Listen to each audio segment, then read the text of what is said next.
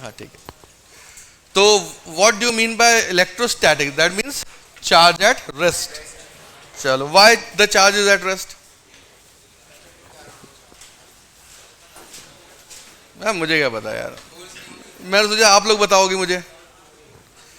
Why the charge is at rest?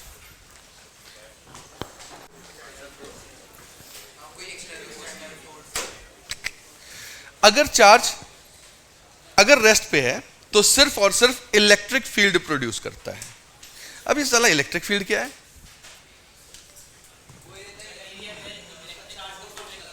तो ये volume है या एरिया है? एरिया है। अच्छा, ये इसका डायमेंशन लेंथ का स्क्वायर होगा, हाँ या ना? यार गड़बड़ हो गई।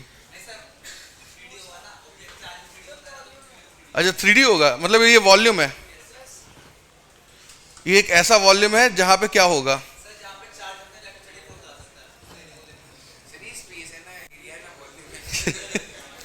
ये न तो स्पेस है, न तो एरिया है, न वॉल्यूम है, कुछ भी नहीं है। ये बेसिकली कारण है जिसकी वजह से एक चार्ज दूसरे चार्ज पे फोर्स लगाता है। ठीक है, पहले तो इसके बारे में डिफाइन कर लेते हैं कि यार स्टैटिक क्यों बोलते हैं। क्योंकि अगर चार्ज स्टैटिक है तो वो सिर्फ और सिर्फ इलेक्ट्रिक फील्ड प्रोड्यूस करेगा। अगर चार्ज किसी कांस्टेंट वेलोसिटी से मूव कर रहा है तो वो इलेक्ट्रिक फील्ड के साथ साथ मैग्नेटिक फील्ड भी प्रोड्यूस करेगा। और अगर charge by the chance accelerate हो गया और अच्छा खासा एक्सिलरेटेड है तो वो रेडिएशन भी प्रोड्यूस करेगा। रेडिएशन मतलब इलेक्ट्रोमैग्नेटिक वेव, लाइट। ठीक है बात? तो अगर चार्ज रेस्ट पे है तो सिर्फ और सिर्फ इलेक्ट्रिक फील्ड प्रोड्यूस करेगा। अगर वो मूव कर रहा है तो electric field as well as magnetic field produce करेगा कांस्टेंट वेलोसिटी में। एक्सिलरेट कर रहा है तो रेडिएशन भी प्रोड्यूस करेगा। ठीक है, तो इसका, हाँ बेटा,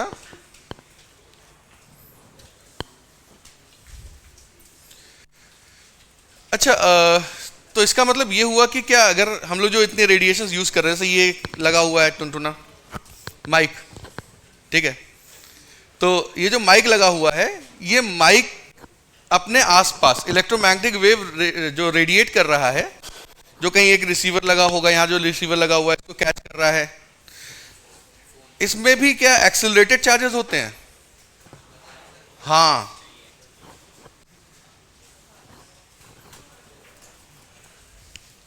इसमें भी क्या होते हैं? एक्सिलरेटेड चार्जेस होते हैं। चार्जेस को एक्सिलरेट किया जाता है। आजा बेटा, आजा। नहीं, सर झुकाने की जरूरत नहीं है।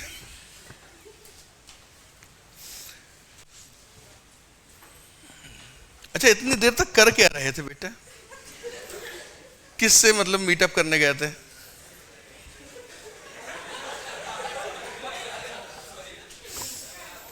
मतलब अरे बता दो, राज की बात है, किसी और को पता नहीं चलेगी।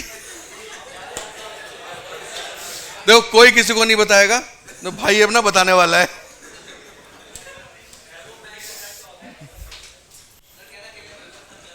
हाँ अच्छा ठीक है, ठीक। चलो, तो अगर इलेक्ट्रोमैग्नेटिक वेव प्रोड्यूस करनी है तो क्या करना पड़ेगा? चार्जेस को एक्सेलरेट करना पड़ेगा। हमारे पास जितनी भी डिवाइसेस हैं वो सारे के सारे इलेक्ट्रोमैग्नेटिक वेव कैसे प्रोड्यूस करती हैं?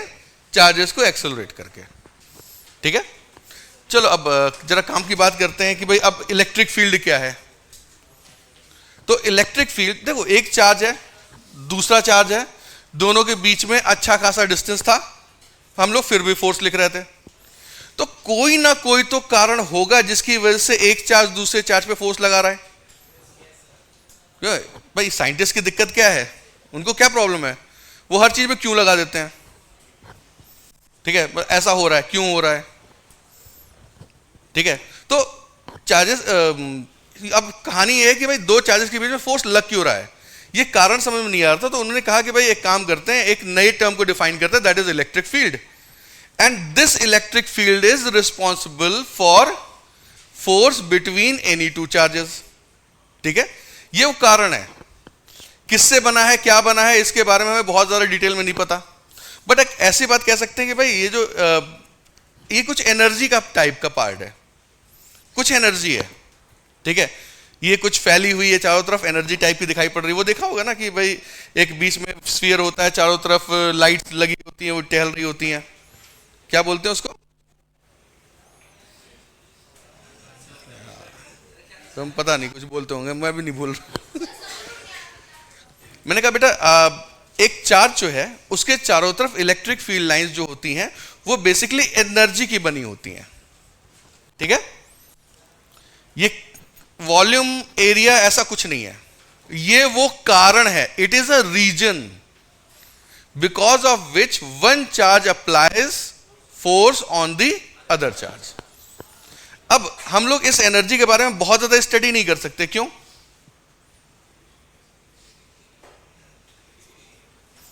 क्यों नहीं कर सकते? हाँ बिल्कुल सही बात, एनर्जी को एक्सपीरियंस किया जा सकता है, पार्टिकल को टच किया जा सकता है। तो इसलिए हम लोग जो 11-12 में आप जो भी फिजिक्स पढ़ते हो उसमें सिर्फ और सिर्फ उन चीजों के बारे में बात की जाती है जो पार्टिकल्स के बने होते हैं। Newton laws of motion, particle के बारे में बात करनी शुरू की थी उसने।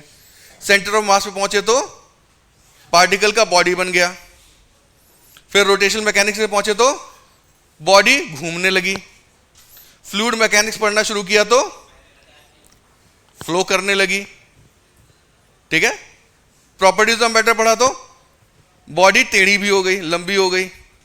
गर्म कर दिया तो थर्मल एक्सपेंशन।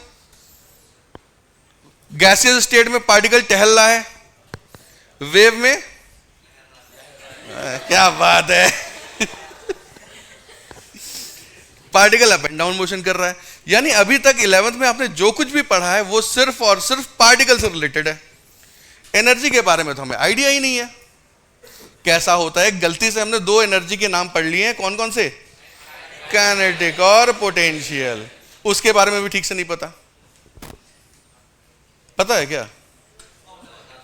फॉर्मूला पता है, काइनेटिक एनर्जी का हाफ mv स्क्वायर होता है। ग्राउंड से देखते हैं और बता देते हैं हाफ mv स्क्वायर। v इसकी 10 मीटर पर सेकेंड है, 1 किलोग्राम का पार्टिकल है, हो गया 50 जूल की एनर्जी। बट क्या वो एक्चुअली पार्टिकल 50 जूल की एनर्जी पोजेस कर रहा है? अर्थ घूम रहा है। आप लोग की स्पीड कितनी है with respect to you? With respect to you, but actually earth के घूमने की वजह से आप लोगों की एक्चुअल स्पीड है 1620 मीटर पर second, sorry 1620 kilometre per hour. It is more than speed of sound. इसके अलावा अर्थ या सोलर सिस्टम हमारा आपस में घूमते हुए एक पर्टिकुलर डायरेक्शन मूव कर रहा है लगभग 60,000 किलोमीटर पर आवर की स्पीड से। तो हमारा जो परसेप्शन एनर्जी के बारे में वो भी बहुत ज्यादा अच्छा नहीं है, तो इसलिए हम लोग इसको बहुत डिटेल में नहीं पढ़ सकते हैं। हम लोग थोड़ी बहुत चीजों के बारे में जान सकते हैं। बातें क्लियर है? लोग सुन के अच्छा तो नहीं लगा होगा? ये बताओ, पढ़ाने भी आए हैं और बता भी नहीं रहे हैं। चलो देखते हैं आज हम लोग क्या क्या पढ़ेंगे। देखो लिस्ट है, ये अगर आ गया तो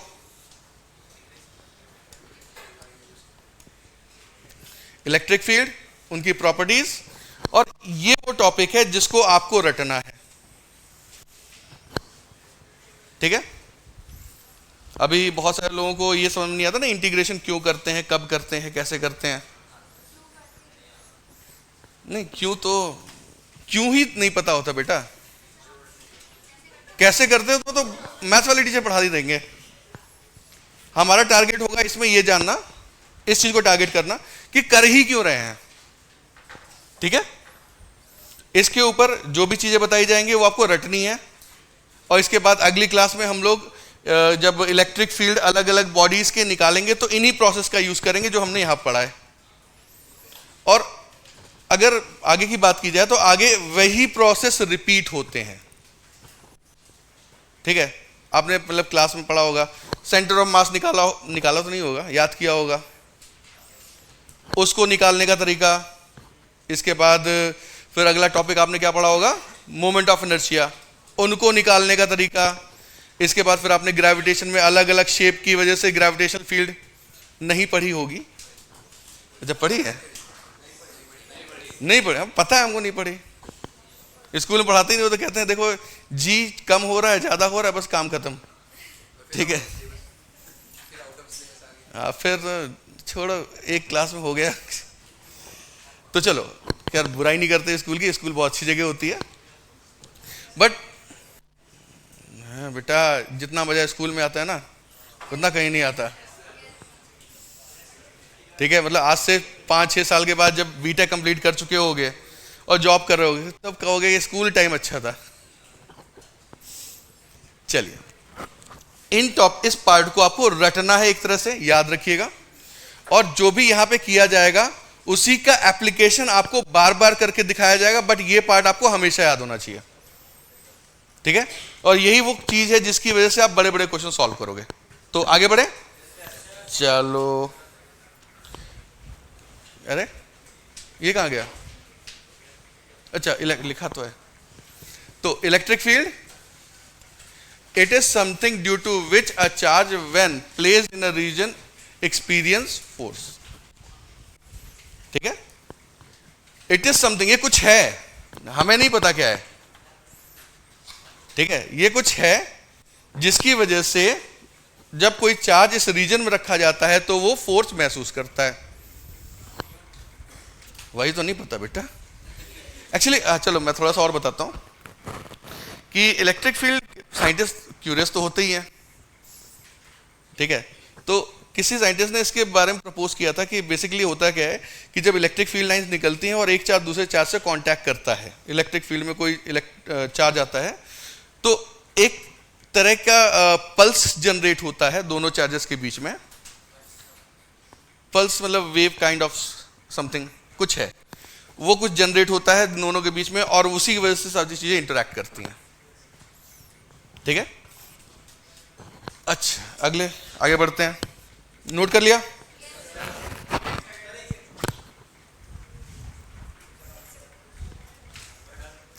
डन। अगला होता है इलेक्ट्रिक फील्ड लाइन। वैसे होता क्या है इसके बारे में थोड़ा बात कर लेते हैं कि भाई आपने कहा कि ये एक चार्ज है, तो इससे क्या होगा, इलेक्ट्रिक फील्ड लाइंस निकलती हैं। ठीक है, कैसे जाएंगी? एनर्जी है, ऐसे ऐसे,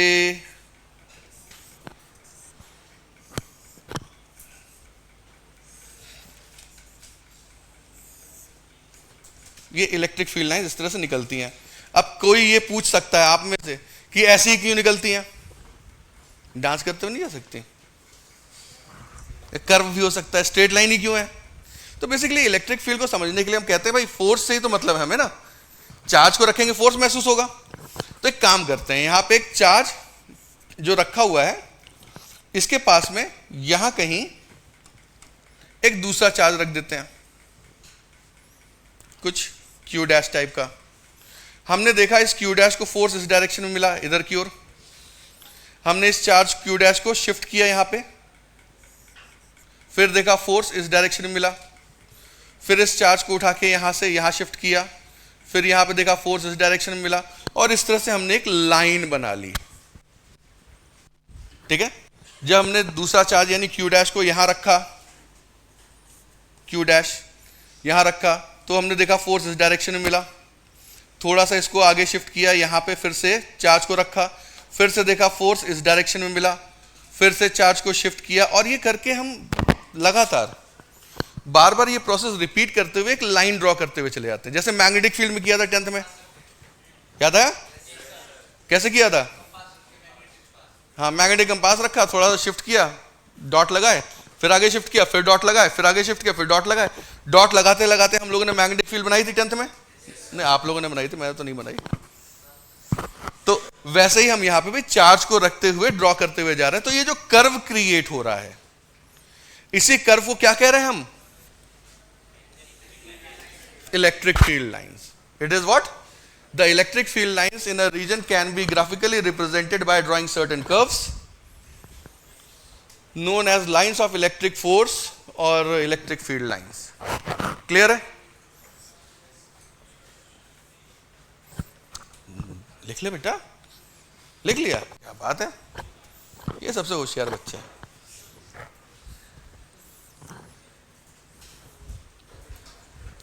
क्लियर है? क्या कोई ऐसा रीजन हो सकता है जहां पे हम चार्ज रखे हो फोर्स ना मिले? इलेक्ट्रिक फील्ड लाइन इसका मतलब कहां तक पहुंचती हैं?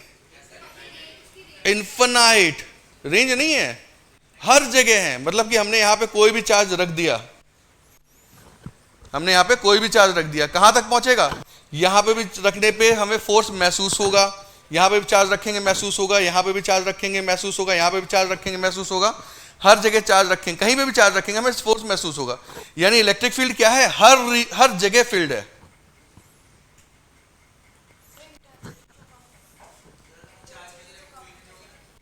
इंटेंसिटी कम हो सकती है, वो नहीं गायब होगा। मतलब किसी के दिमाग में आ रहा हो अगर कि भाई हमने एक लाइन इलेक्ट्रिक फील्ड की ऐसे ड्रॉ कर दी, दूसरी लाइन इलेक्ट्रिक फील्ड की ऐसे ड्रॉ कर दी, बीच में देखो खाली स्पेस है, तो यहां चार्ज रखेंगे तो फोर्स लगेगा। हाँ, इलेक्ट्रिक फील्ड 3 डायमेंशन के हर पोर्शन में फील्ड है। कहां तक? इंफिनिटी तक। चार्ज चार्ज का इन्फ्लुएंस इंफिनिटी तक है, चार्ज नहीं है। हाँ, वो इंटेंसिटी अलग अलग हो सकती है, फोर्स की वैल्यू अलग अलग हो सकती है। प्रैक्टिकल देखो, साइंस को डेवलप करने का जो तरीका होता है, जैसे आप लोगों को पता होगा 2 वर्ड्स होते हैं, एक होता है लॉ, एलएलबी वाला नहीं। लॉ क्या होता है? हर एक स्टेटमेंट प्रूव्ड। मतलब रात में साइंटिस्ट ना अच्छा खासा खाना खा के सोया था, पार्टी वार्टी में गया था, सुबह सुबह उठा, उसको अच्छे अच्छे सपने आए रात में, उसने वो अच्छे अच्छे सपनों में कुछ लिख दिया, और इसके बाद सुबह जब जो उसने लिखा था उसको लगा बड़ा अच्छा लिख दिया, तो उसने लोगों को बताया, हाँ बेटा तुम ही बता लो। हाँ, वो खड़ो खड़ो, क्या बात कर रहा है?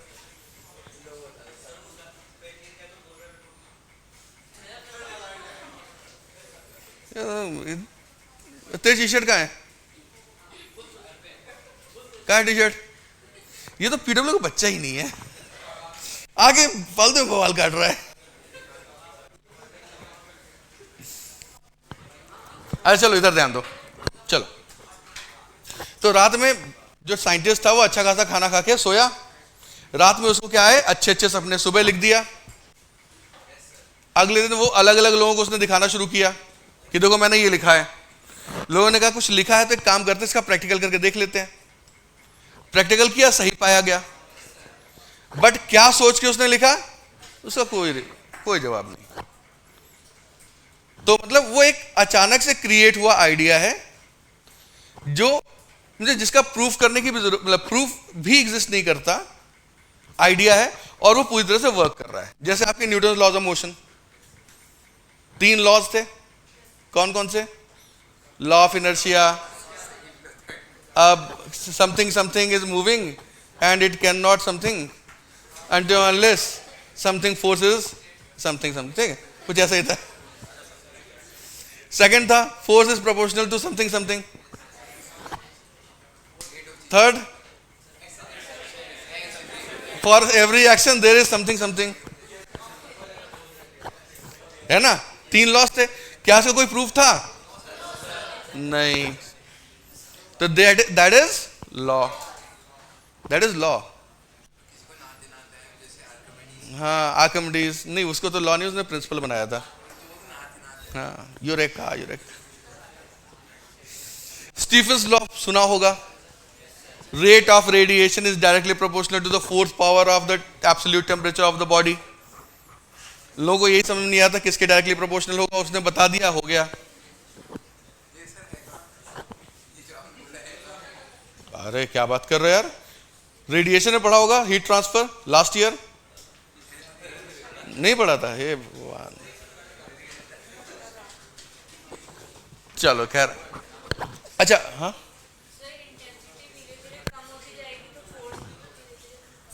बिल्कुल कम होगा।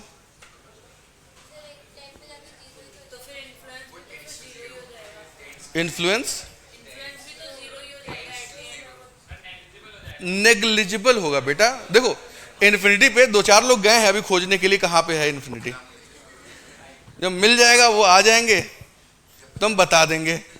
वहां चार्ज वार्ज सब लेके गए हैं, ये सब पता करके रहेंगे साला फोर्स कितना लगता है यहाँ पे, ठीक है। तो इन्फिनिटी पे क्या हो रहा है हमें बिल्कुल आइडिया नहीं है, बट जैसे जैसे डिस्टेंस बढ़ती जाएगी फोर्स कम होता जाएगा, नेग्लिजिबल होता जाएगा, जीरो तो हो ही नहीं सकता, ठीक है। चलो तो हम, अच्छा एक और वर्ड यूज किया जाता है। अब इसमें प्रॉब्लम क्या है, अगर मैंने यहां पे भी कहानी जहां तक समझ में आ गई, यहां पे हमने एक चार्ज रखा, उसने अपने मतलब इलेक्ट्रिक फील्ड लाइंस फैला लिए, दूसरा चार्ज रखेंगे तो ये भी अपनी इलेक्ट्रिक फील्ड लाइन जनरेट करेगा, दोनों इलेक्ट्रिक फील्ड लाइंस आपस में टकराएंगी, जुड़ेंगी घटाएंगी वो सब बात की बात है, आपस में टकराएंगी तो एक दूसरे की इलेक्ट्रिक फील्ड लाइंस को इन्फ्लुएंस करेंगे, और अगर एक दूसरे की इलेक्ट्रिक फील्ड लाइंस को इन्फ्लुएंस करेंगे तो एग्जैक्ट प्रॉपर्टी क्या है हमें नहीं पता चलेगी। ये बात ठीक है? हाँ बेटा,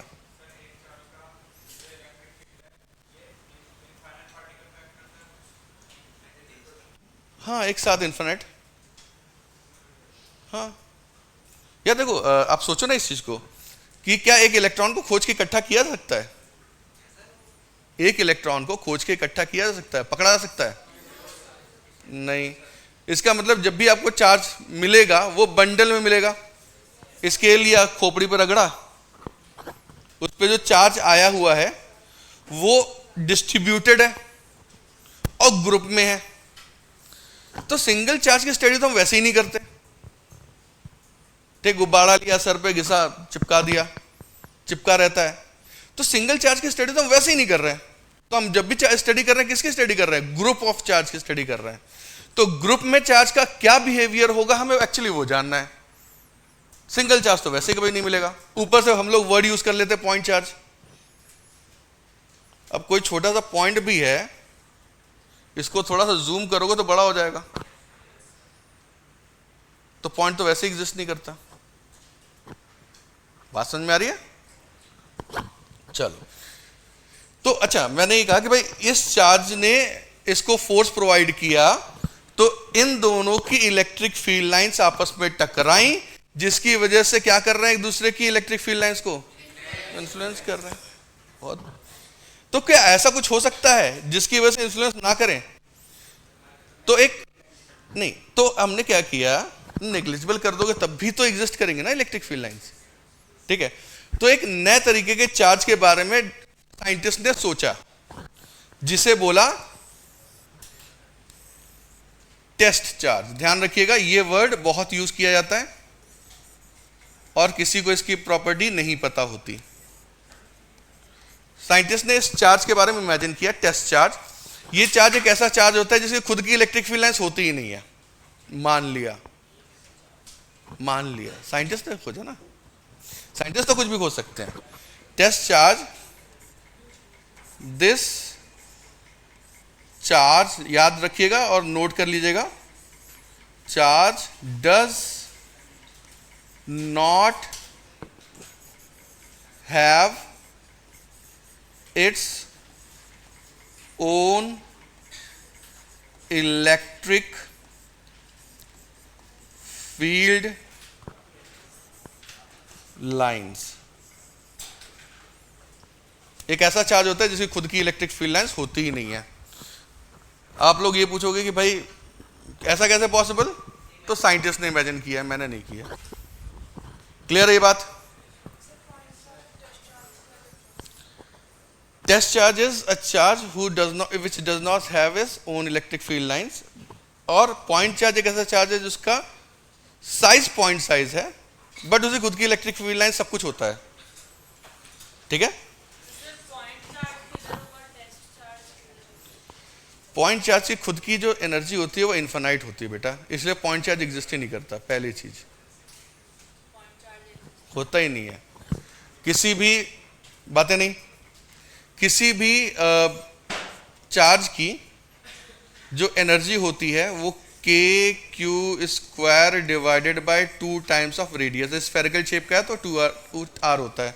अब सोचो r अगर छोटा होने लगा तो पोटेंशियल एनर्जी बड़ी होने लगेगी, r नेग्लिजिबल हो गया तो पोटेंशियल एनर्जी इनफिनाइट। तो पॉइंट चार्ज तो ऐसे नहीं होता बेटा। क्लियर है ये बात? ये सब हम लोग धीरे धीरे करके पढ़ेंगे बाद में, आराम से, जल्दबाजी नहीं है। आगे बढ़े। हाँ बेटा, तो इसीलिए तो पॉइंट चार्ज नहीं होता ना बेटा। किसमें? कहाँ कहाँ इतनी ज़्यादा एनर्जी है इसमें? रेडिएट होती रहती हैं, ऐसा नहीं है, एनर्जी फैल गई है। ठीक है, जैसे कि रस्सी है, आपने एक तरफ डायरेक्शन में रख के छोड़ दिया, अब वो पड़ी हुई है, अब उस पर कोई अगर अगर पकड़ के खींचना शुरू करता है तो उसे फोर्स महसूस होना शुरू हो जाएगा, बट वो वैसे ही पड़ी हुई है, तो क्या उसको बार बार एनर्जी देनी पड़ेगी? एक बार फैल गई तो है, ठीक है, एक बार एग्जिस्ट कर रही है तो है, बट इसके बाद उसको दोबारा एनर्जी देने की जरूरत ही नहीं है। जब कोई पकड़ खींचना शुरू करेगा या कुछ कर दी, मैंने खंबे से आपने खूंटे से बांध के आपने रस्सी फैला के रख दिया चारों तरफ, अब आपको दोबारा एनर्जी देनी ही नहीं पड़ेगी, 100 लोग आके उसको खींचने लगे। बात समझ में आ रही है? एनर्जी बार बार जनरेट नहीं होती है, वो बस एक है, एग्जिस्ट कर रही है, उससे ज्यादा वो क्रिएट भी नहीं होगी। क्लियर है ये बात? चलो, तो that is your electric field lines. इसकी कुछ प्रॉपर्टीज होती हैं। अगर हम इसको रब करते नहीं, रब नहीं, नेक्स्ट पे लगा देते हैं। हाँ, अगर मैं कोई पॉइंट चार्ज पॉजिटिव चार्ज लेता हूं, प्लस क्यू, चलो पॉजिटिव चार्ज लेता हूं, इलेक्ट्रिक फील्ड लाइंस कैसी होंगी? उससे दूर जाते हुए या उससे पास आते हुए? क्यों? हमें तो फोर्स की डायरेक्शन देखनी है। हमने जब यहां पे कोई पॉजिटिव चार्ज रखा तो उसे इधर फोर्स मिला, यहां रखा तो इधर फोर्स मिला, यहां रखा इधर फोर्स मिला। अगर मैं यहां पे कोई नेगेटिव चार्ज लेके आऊं, तो अगर मैं यहां पे पॉजिटिव चार्ज रखूंगा, फोर्स किधर मिलेगा? नेगेटिव चार्ज की तरफ, इधर मिलेगा। यहां पे लेके आऊंगा तो इधर फोर्स मिलेगा। टेस्ट चार्ज लेके आ रहा हूं, ध्यान रखिएगा, टेस्ट चार्ज लेके आ रहा हूं, यहां पे लेके आऊंगा तो इधर मिलेगा, यहां पे लेके आऊंगा इधर मिलेगा। यानी इलेक्ट्रिक फील्ड लाइंस के बारे में पहली बात तो ये कह सकते हैं कि पॉजिटिव चार्ज से निकलती है और नेगेटिव चार्ज पे खत्म होती है under static conditions. Static condition मतलब रुकी हुई है, सिस्टम स्टेबल है, जिसको जो जहां पे जाना था, जैसे जाना था, वो सब जा चुके हैं। ठीक है, तो पहला पॉइंट तो हमारा यही क्रिएट होता है, लिख लीजिए इसको। Under static conditions electric field lines starts from positive charge and ends at negative charge.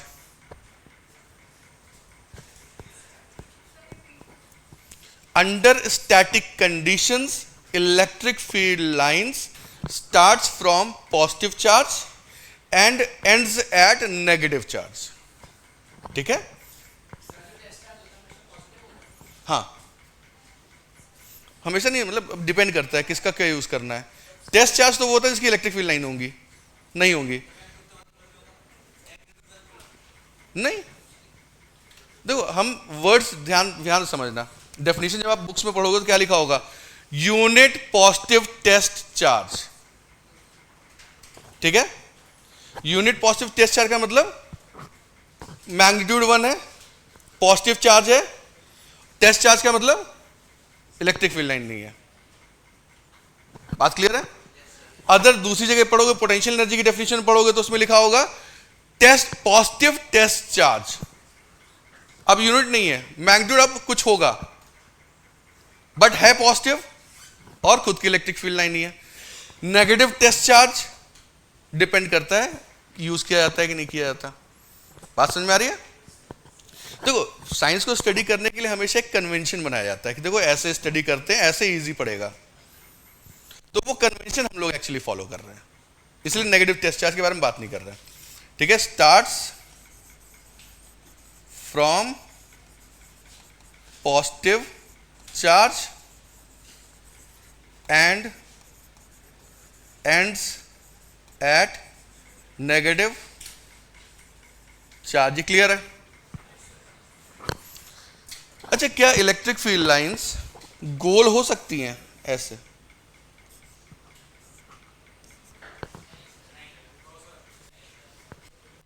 कोई कह रहा है कि हाँ है, ऐसा हो सकता है, पक्का? पक्का कोई कह रहा है कि ये ऐसा पॉसिबल है? हाथ उठा के बोल सकता है। आपने मेरा क्वेश्चन ध्यान से सुना? मैंने कहा कि क्या इलेक्ट्रिक फील्ड लाइन ऐसी गोल हो सकती है, सर्कल? फिर से आप गलत, पहले ध्यान से समझो। मैंने कहा इलेक्ट्रिक फील्ड लाइंस हो सकती हैं। हमने डेफिनेशन में क्या लिखवाया था? क्या लिखवाया था यहां पे? Under static condition. Under static condition यानी अगर स्टैटिक कंडीशन नहीं होगी तो पॉसिबल है, अगर स्टैटिक कंडीशन नहीं हुई तो कुछ भी पॉसिबल है फिर। बट अगर स्टैटिक कंडीशन हुई तो ना। क्लियर है? अच्छा, कुछ लोगों के दिमाग में आ रहा होगा स्टैटिक कंडीशन का मतलब चार्जेस एक्सेलरेट कर रहे हो, या सिस्टम एक्सेलरेट कर रहा हो, या चार्जेस नलिफाई किए जा रहे हो। ये तीनों ही कंडीशंस हमारे लिए नॉन स्टैटिक कंडीशन होती हैं। चार्जेस एक्सेलरेट करें, बॉडी एक्सेलरेट करे, या नलिफाई किया जाए, ये तीनों ही नॉन स्टैटिक कंडीशन होते हैं।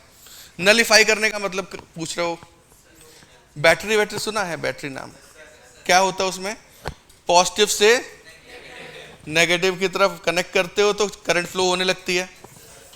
क्या होता है? नेगेटिव प्लेट से इलेक्ट्रॉन निकलते हैं, पॉजिटिव प्लेट की तरफ रश करते हैं और पॉजिटिव प्लेट पे आके नलिफाई होते हैं, यानी वहां पे आके वो जो पॉजिटिव चार्ज है उसके ऊपर न्यूट्रल होते जाते हैं। वो पॉजिटिव चार्ज की वैल्यू को डिक्रीज करने की कोशिश करते हैं और बैटरी अंदर से क्या करता है? नेगेटिव को और नेगेटिवली चार्ज करता है, पॉजिटिव को और पॉजिटिवली चार्ज करता है। ठीक है, जब हम लोग बैटरी के बारे में बात करेंगे या करंट के बारे में बात करेंगे तो उसके बारे में बात करेंगे। तो यहां पे क्या हो रहा है? नलिफिकेशन हो रहा है, चार्जेस को नलिफाई किया है। तो ये कैसी कंडीशन है? Non static. क्लियर है? एक कोई कंडक्टर ले लिया हमने, उसको एक्सेलरेट कर दिया, ये भी क्या है? Non static conditions. चार्जेस भागे जा रहे हैं, नॉन स्टैटिक कंडीशंस। क्लियर है? चलो, और क्या हो सकता है भाई? हाँ बेटा, बिल्कुल सही बात, आपने बिल्कुल सही क्वेश्चन किया है। हाँ बेटा, पीछा पेज।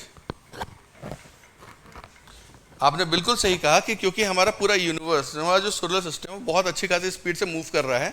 इसका मतलब कि हम लोग उस सभी कंडीशंस को आइडियल कंडीशन नहीं मान सकते, सारी चीजें नॉन आइडियल कंडीशन है। ठीक है, बिल्कुल सही बात बोल रहा है। बट प्रॉब्लम क्या है ना कि किसी एक पर्टिकुलर मोशन का सिस्टम पे इफेक्ट कितना पड़ रहा है, उसके बेसिस पे हम लोग डिसाइड करते हैं कि भाई इसे निग्लेक्ट करना है या फिर इसे निग्लेक्ट नहीं किया जा सकता। ठीक है भाई, हम लोग 60,000 किलोमीटर पर आवर की स्पीड से भाग रहे हैं। अर्थ के रोटेशन की वजह से 1620 किलोमीटर पर आवर की स्पीड से हम लोग घूम भी रहे हैं, मूव भी कर रहे हैं। बट क्या उसका हमारे रियल लाइफ में जो ऑब्जर्वेशंस है उसका उस पर इफेक्ट पड़ता है? तो उसे हम लोग निगलेक्ट कर देते हैं। जी की वैल्यू कितनी होती है? 9.8। यहां पे अर्थ का रोटेशन इफेक्ट डालता है इसलिए 9.8 लेते हैं। इक्वेटर पे कितनी होती है? 10। यानी 0.2 का डिफरेंस क्यों क्रिएट हो रहा है? अर्थ के रोटेशन की वजह से। यहां पे इफेक्ट सिग्निफिकेंट है इसलिए हम लोग शो करते हैं। बात समझ में आ रही है? तो जहां पे सिग्निफिकेंट होगा वहां पे इग्नोर नहीं कर सकते, वहां पे शो करना पड़ेगा, अदरवाइज हम इग्नोर मार देते हैं। क्लियर है? तो अपने सोलर सिस्टम का मूव करना हमें फर्क नहीं देता, इसलिए हम छोड़ देते हैं। क्लियर? चलो, अगला पेज क्या था? और क्या क्या हो सकता है? पॉजिटिव चार्ज से निकलती है, नेगेटिव चार्ज पे एंड होती है, और एक कॉन्टिन्यूअस कर्व लाइन है। ठीक है, अच्छा, कैसे फोर्स की डायरेक्शन कैसे दिखाते हैं? यहाँ पे इलेक्ट्रिक फील्ड का जो हमने लाइन ड्रॉ कर रखा है, इलेक्ट्रिक फील्ड लाइन जो ड्रॉ कर रखी है, उस लाइन पे अगर हम टेंजेंट ड्रॉ करें, मान लो हमने कहा कि यहाँ पे एक पॉजिटिव चार्ज है, यहाँ पे एक नेगेटिव चार्ज है। अब हम इसकी इलेक्ट्रिक फील्ड लाइन ड्रॉ करने की कोशिश करेंगे। हमने कहा कि एक काम करते हैं, इस पॉइंट चार्ज के एकदम पास में यहाँ पे कलर चेंज कर लेते हैं, कुछ सुंदर सा कलर पिंक। यहां पे देखते हैं, तो यहां पे कहा कि भाई ये तो पॉजिटिव चार्ज के बहुत पास में है, पॉजिटिव चार्ज तो बहुत ज्यादा ताकत लगाएगा, और नेगेटिव चार्ज काफी दूर है। इसके द्वारा लगाया गया फोर्स के रिस्पेक्ट में इसके द्वारा लगाया गया फोर्स बहुत छोटा है, तो इसका मतलब इफेक्टिवली इसकी पॉइंट पे जो इलेक्ट्रिक फील्ड की डायरेक्शन होगी वो ये पॉजिटिव चार्ज गवर्न करेगा, यानी कुछ ऐसा। थोड़ा सा आगे बढ़ गए यहां पे, अब देखो डिस्टेंस क्या हुई, थोड़ी सी, क्या होगा बच्चों,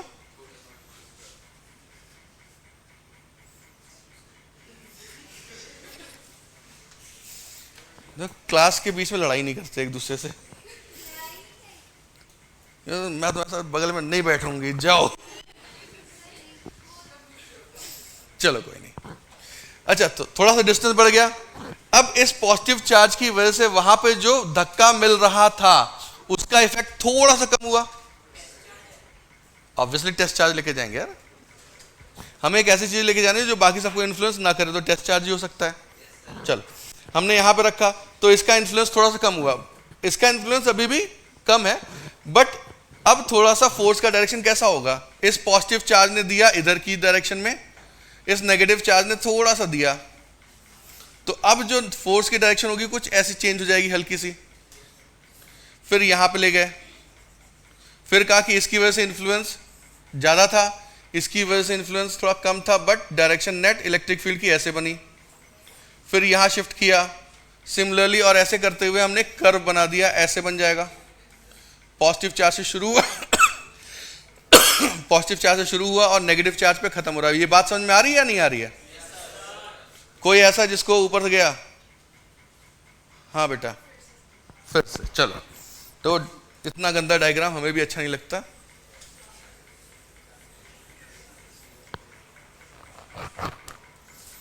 सभी लोग एक काम करो, अपने कॉपी पे भी बनाने की कोशिश करो, ताकि आपको खुद से समझ में भी आए। कि देखो आप लोगों का समझना, कौन गिरा कौन गिरा कौन गिरा,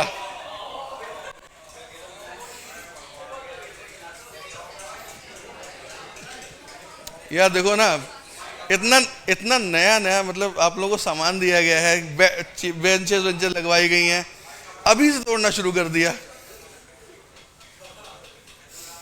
अरे चलो इधर, हम कह रहे हैं कि ये देखो पॉजिटिव चार्ज है, सपोज कर लिया Q है, ये नेगेटिव चार्ज है और ये भी माइनस Q है।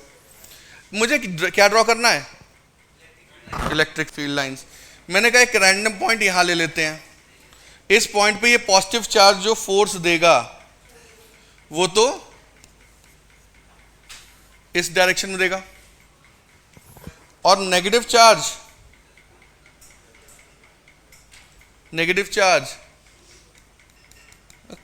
बहुत हंसी आ रही है भाई।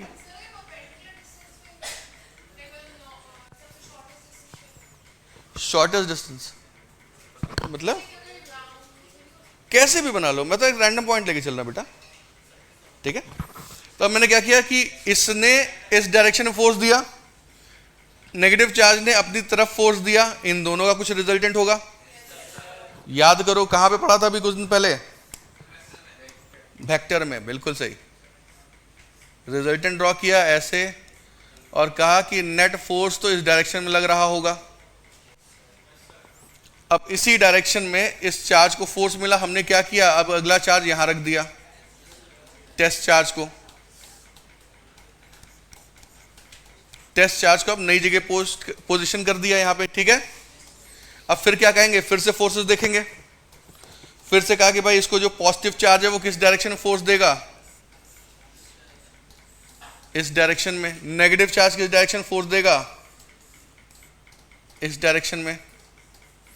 रिजल्टेंट फिर से निकालेंगे, कहेंगे ये देखो ऐसे और एक ऐसे, रिजल्टेंट ऐसे आ गया।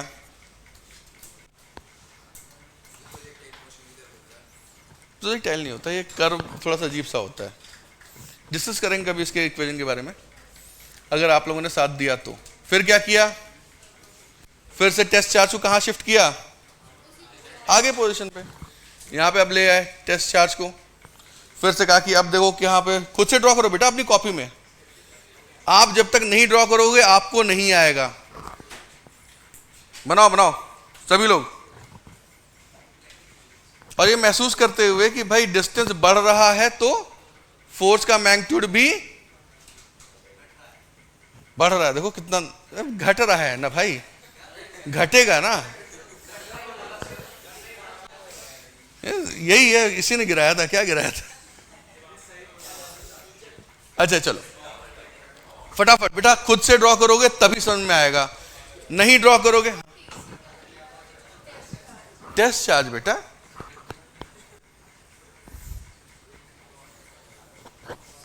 हाँ बच्चा,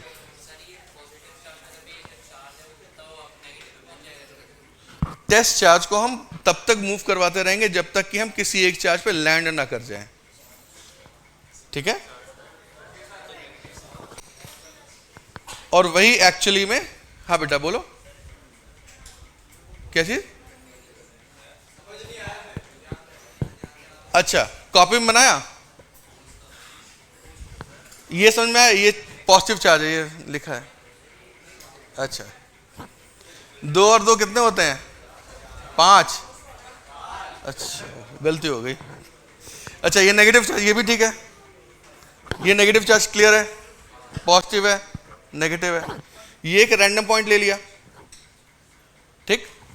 इस रैंडम पॉइंट पे जब हमने एक टेस्ट चार्ज रखा, पॉजिटिव टेस्ट चार्ज रखा, तो हमने देखा कि भाई ये पॉजिटिव चार्ज इसको इस डायरेक्शन धक्का देगा,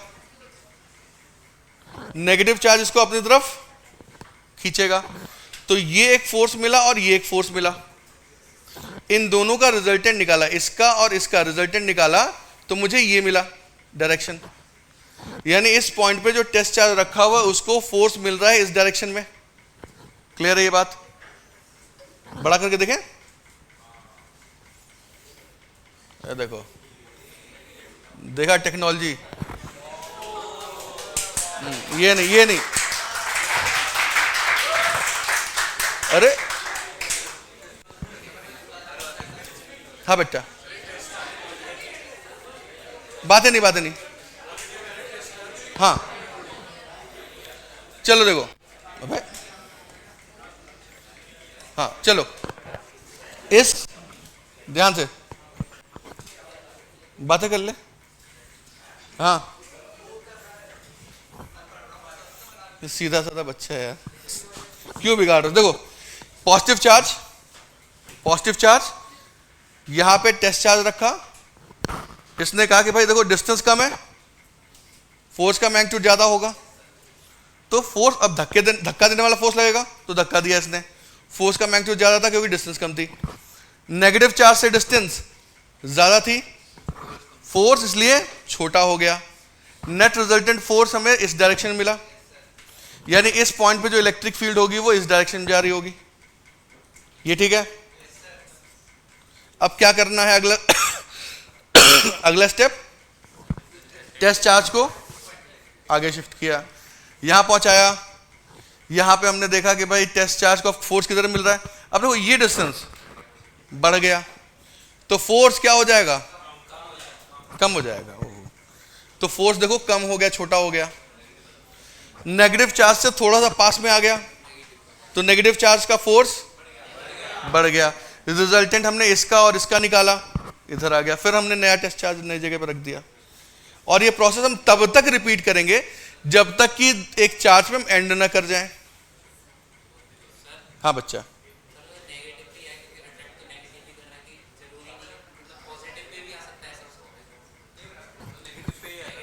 हाँ पीछे की ओर बढ़ाओगे तो पॉजिटिव पे भी चला जाएगा, आगे की ओर लेके जाओगे तो, अब आपने कहा कि भाई देखो यहाँ पे तो फोर्स इस डायरेक्शन में है, हम इसी लाइन पे थोड़ा पीछे रख देते हैं, यहाँ रख देते हैं, फिर से चेक करेंगे,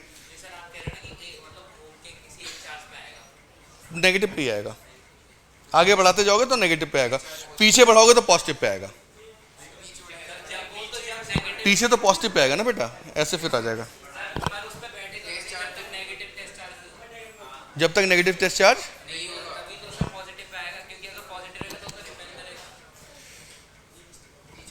पीछे पीछे का मतलब ये हो गया कि आपने कहा कि भाई ये देखो फोर्स की डायरेक्शन है, बातें नहीं, आपने कहा ये देखो फोर्स की डायरेक्शन है, हम अभी बार बार क्या कर रहे हैं, इसके आगे की ओर लेके जा रहे हैं।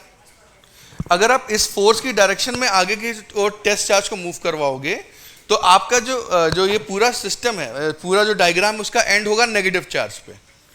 बट आपका मूड खराब हो गया, गर्लफ्रेंड मतलब नहीं, बात है नहीं,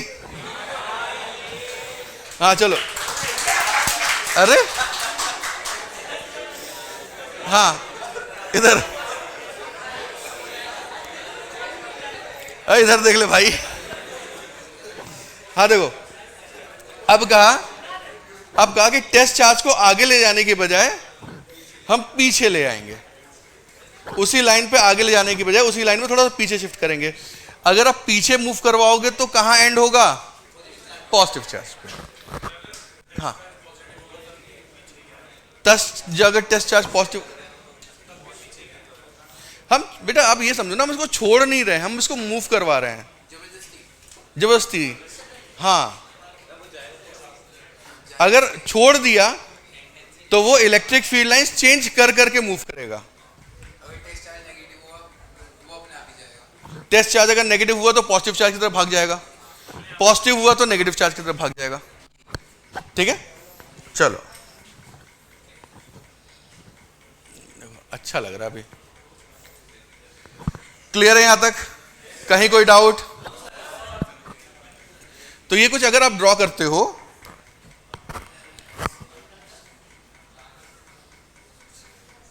अगले पेज पे ड्रॉ कर लेते हैं। अगर ऐसे हम ड्रॉ करना शुरू करते हैं, ध्यान से देखिएगा, और इस डायग्राम को आपको याद रखना है। पहले तो अगर प्लस Q1 चार्ज है और ये प्लस माइनस Q2 चार्ज है, और ध्यान से देखिएगा, अगर कंडीशन है कि Q1 चार्ज का जो मैग्नीट्यूड है वो Q2 चार्ज के मैग्नीट्यूड से बड़ा है, ये हमारी ध्यान रखिएगा। इस कंडीशन पे हम ये ड्रॉ करेंगे तो कैसा दिखेगा? हाँ बेटा, एसी अच्छा ऑन नहीं है, हाँ ऑन नहीं है, हाँ पक्का। अच्छा एक मिनट,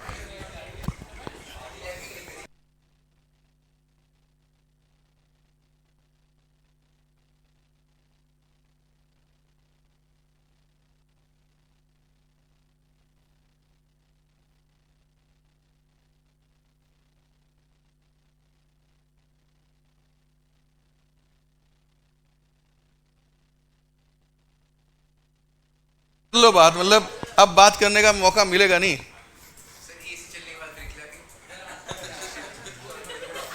तुम लोगों ना,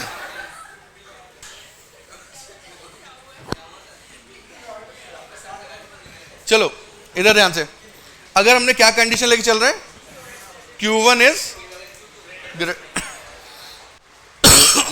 ग्रेटर देन Q2, अगर ऐसा हुआ तो एक बात बताओ, वो जो पॉइंट होगा जहां पे किसी चार्ज को रखेंगे तो नेट फोर्स जीरो होगा, वो किधर पाया जाएगा?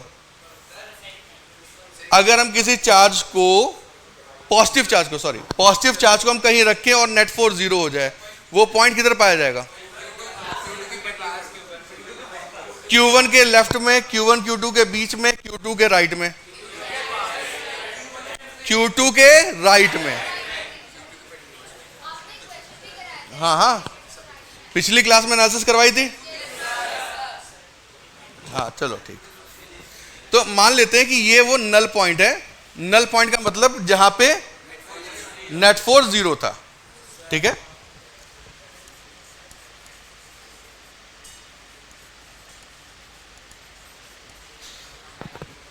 नल point is a point where net force is zero. देखो इलेक्ट्रिक फील्ड लाइंस कैसे निकलेंगी, ऐसे शुरू होंगी, कुछ इलेक्ट्रिक फील्ड लाइंस ऐसे जाएंगी, कुछ ऐसे निकलेंगी, ये भी यहाँ पे एंड कर रही होंगी, कुछ ऐसी भी होंगी जो आगे तक जाएंगी, नल पॉइंट से वापस आ जाएंगी ऐसे। मैं थोड़ा सा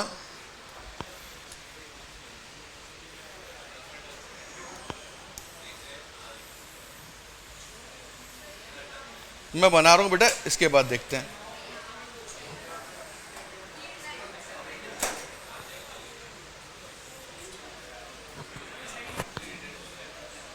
देखो, कुछ electric field lines directly Q1 से Q2 पे जा रही हैं।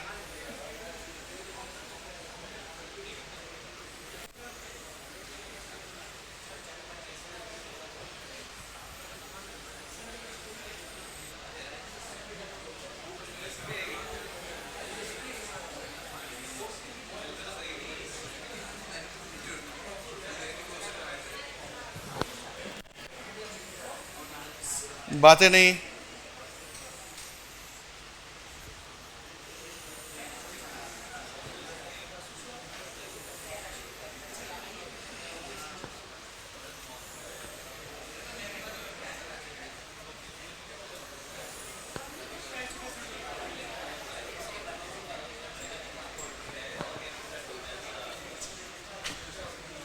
देखो बातें करोगे तो अच्छे वाले ज्ञान नहीं दूंगा फिर।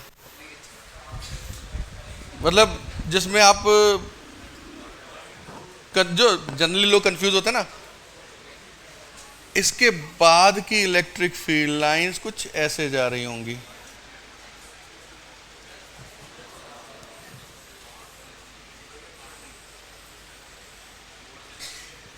थोड़ा सा छोटा और कर देते हैं यार। हाँ बेटा,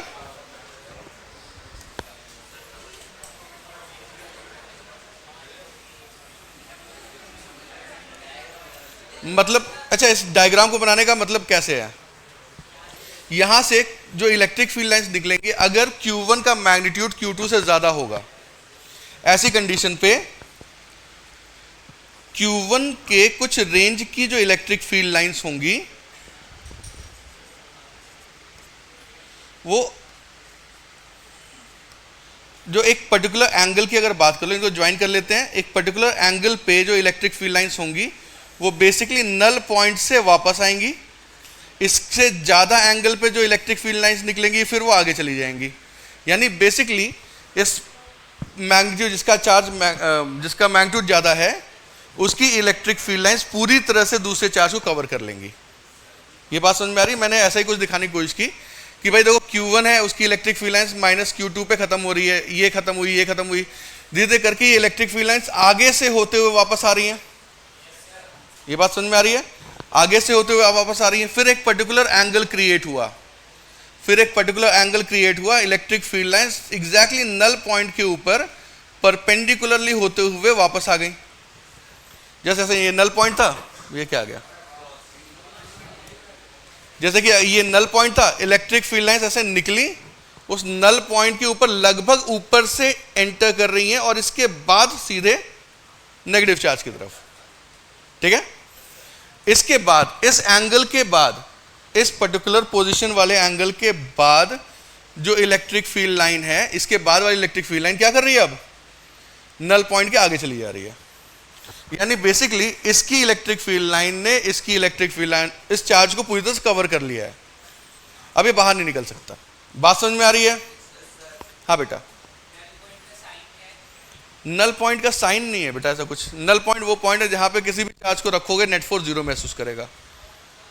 ये बात क्लियर? ये तो बोल दिया था ना। हाँ। कुछ भी हो सकती है। बात क्लियर है? ये थोड़ा सा सुंदर डायग्राम मैं एक काम करूंगा, नेक्स्ट क्लास में लेके आऊंगा। पीपीटी मुझे एक्चुअली मिला नहीं ढंग से का। इसके बाद की इलेक्ट्रिक फील्ड लाइन क्या कर रही होंगी, नल पॉइंट से आगे चली जा रही है।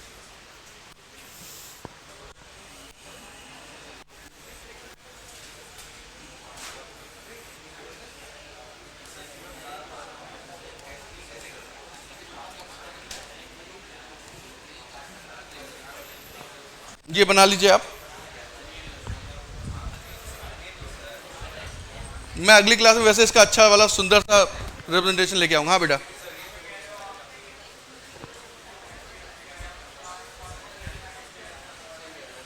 इन्फिनिटी पे बेटा, इन्फिनिटी यहां पे दिख कहां रही है,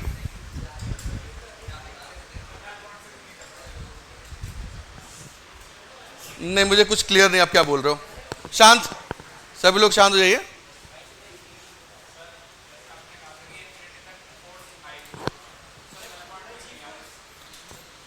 अच्छा, नल पॉइंट पे नेट फोर्स 0 है। चलो, आपने बहुत अच्छा क्वेश्चन पूछा एक्चुअली, मैं बताता हूं। एक्चुअली ये जो इलेक्ट्रिक फील्ड लाइंस हम ड्रॉ कैसे कर रहे हैं, टेस्ट चार्ज लिया, पोजीशन पे रखा, फोर्स देखा, फोर्स की डायरेक्शन में आगे या पीछे मूव करवाया, फिर से फोर्स देखा, फिर से फोर्स की डायरेक्शन में आगे या पीछे मूव कर, ऐसे तो बना रहे हैं।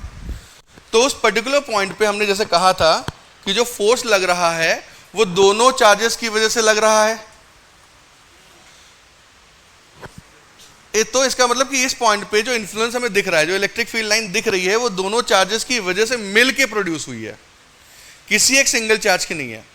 और जो मैंने कहा था कि भाई चार्ज का जो फोर्स है वो इन्फिनिटी तक लगेगा, वो सिंगल पॉइंट चार्ज के लिए कहा था। ठीक है, उस वक्त पॉइंट चार्ज के बारे में बात कर रहे थे तो वो सिंगल पॉइंट चार्ज के लिए था। जब आप ग्रुप ऑफ चार्ज के बारे में बात करोगे तो कैसा होगा, फिर इलेक्ट्रिक फील्ड लाइंस अपने मतलब कुछ पॉइंट ऐसे होंगे जहां पे फोर्स नहीं होगा, मतलब इलेक्ट्रिक फील्ड नहीं पहुंच रही है। क्लियर है ये बात? किसी को डाउट? मैं इसका अच्छा डायग्राम लेके आऊंगा। अगर इसी का क्या हुआ,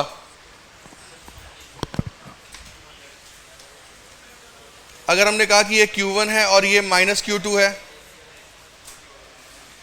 और अगर magnitude of Q1 is less than magnitude of Q2 होगा तो क्या होगा? तो जो हमने इसके पहले बनाया था उसका जस्ट ऑपोजिट हो जाएगा, क्योंकि अब नल पॉइंट किधर मिलेगा, यहां मिलेगा। तो एक पर्टिकुलर एंगल वाली इलेक्ट्रिक फील्ड लाइंस ऐसे ऊपर से आएगी, लगभग ऊपर से आएगी परपेंडिकुलरली, और एकदम जस्ट इस नल पॉइंट के बगल से निकल जाएगी और Q1 पे पहुंचेगी। एकदम लगभग परपेंडिकुलर, इसको प्रूव भी किया जा सकता है बेटा। हाँ, एकदम आएगी, ऐसे ऊपर से लगभग आएगी और जस्ट ऐसे बगल से लगभग 90। ये अभी कैलकुलेशन में आएगा, कुछ समय के बाद कैलकुलेशन में आएगा। हाँ बेटा,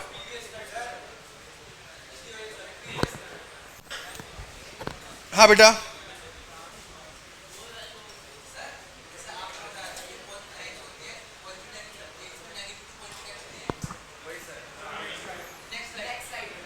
तो गलती से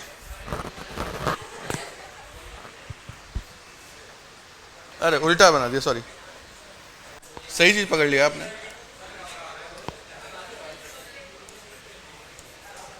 ये ऐसा होगा, सॉरी, थैंक यू। चलो, बात समझ में आ रही है? जैसा पहले बना था वैसे ही बनेगा, बट अब की बार ये चीज अब पॉजिटिव चार्ज की तरफ होगी, नल पॉइंट अब पॉजिटिव चार्ज की दूसरी तरफ आ जाएगा। ये एंगल, कुछ अभी किसी ने पूछा कि ये एंगल कितना होगा, ये एंगल भी कैलकुलेट करके बताया जा सकता है। ये एंगल, कौन से एंगल की electric field line just null point पे परपेंडिकुलर घूम के जा रही है, वो कितना एंगल होगा वो ही बताया जाएगा आगे। ठीक है, कोई डाउट? अच्छा लग रहा है? तब ठीक है, चलो आगे बढ़ते हैं। अच्छा, अगला डेफिनेशन,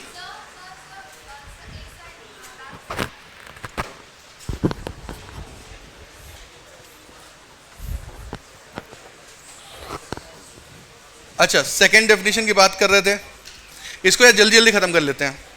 ठीक है, सेकेंड प्रॉपर्टी क्या होगी? हाँ, सेकेंड प्रॉपर्टी क्या होगी? अब ये आपको पता है ना कि भाई हम लोग क्या कर रहे हैं, चार्जेस यानी टेस्ट चार्ज को हम टेंजेंट की डायरेक्शन मूव करवा रहे हैं और उसी डायरेक्शन फोर्स मिल रही है।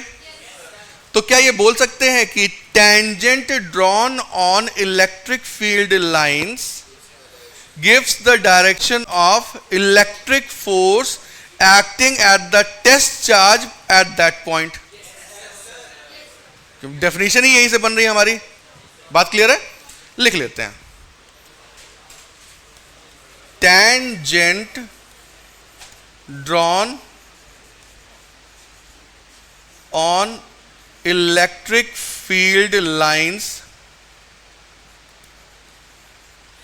gives the direction of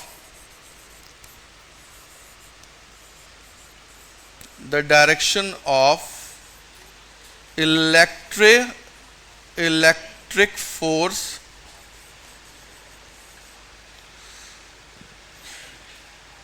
acting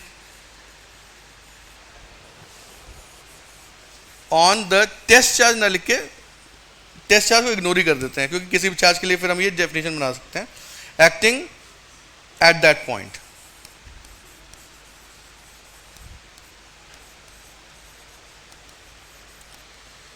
clear है ये? क्योंकि ये डेफिनेशन बनी ही इस वजह से कि इसको बनाने के लिए ऐसा ही किया गया था। क्लियर है? क्या कोई दो इलेक्ट्रिक फील्ड लाइंस एक दूसरे को इंटरसेक्ट कर सकती हैं? नहीं। क्यों? हम ऐसा बना ही नहीं रहे ना। अगर किसी पर्टिकुलर पॉइंट पे दो इलेक्ट्रिक फील्ड लाइंस एक दूसरे को इंटरसेक्ट करती हैं तो वहां पे टेस्ट चार्ज रखने पे दो डायरेक्शन ऑफ फोर्स होंगे, और ये पॉसिबल ही नहीं है। लिख लेते हैं, 1 2 3। थर्ड है, no two electric field lines intersect each other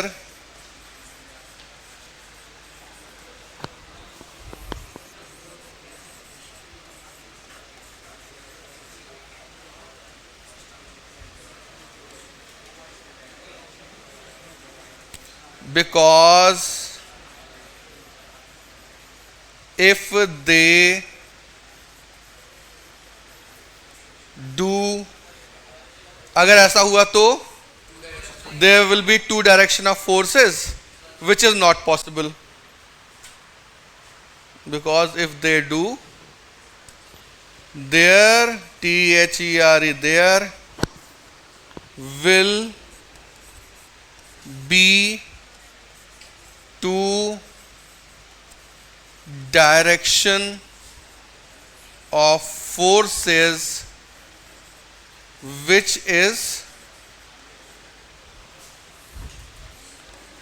which is not possible। Is it okay?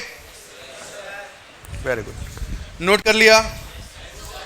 अभी दो डेफिनेशन बची हुई हैं, उसे भी फटाफट लिखेंगे क्योंकि वो अभी समझाएंगे नहीं।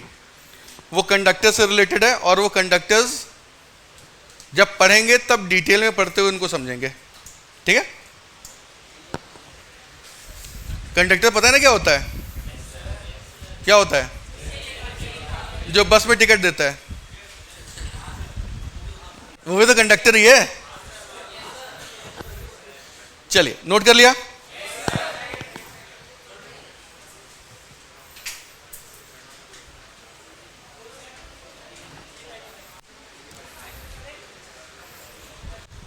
ठीक चल रहा है? चलो, अब पटक दे। क्या पटका?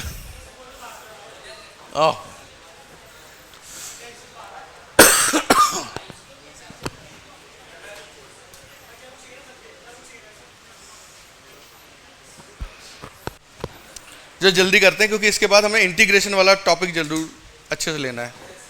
ठीक है? अब मैं फटाफट उस डेफिनेशन के बारे में बात कर लेता हूं। ले बेटा, जल्दी जल्दी। 1 2 3 4।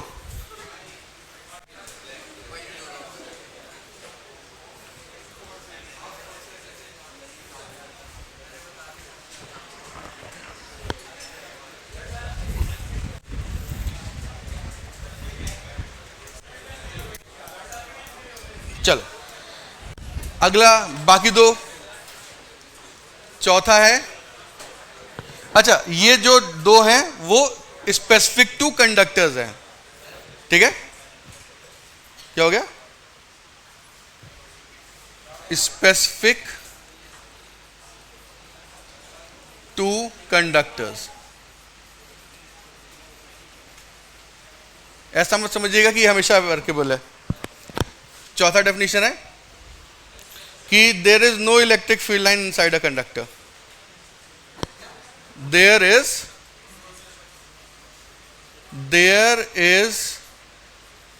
No electric field lines inside a conductor under static condition। ठीक, इलेक्ट्रिक फील्ड लाइंस जो है कंडक्टर के अंदर होती ही नहीं है, कंडक्टर के अंदर इलेक्ट्रिक फील्ड होता ही नहीं है।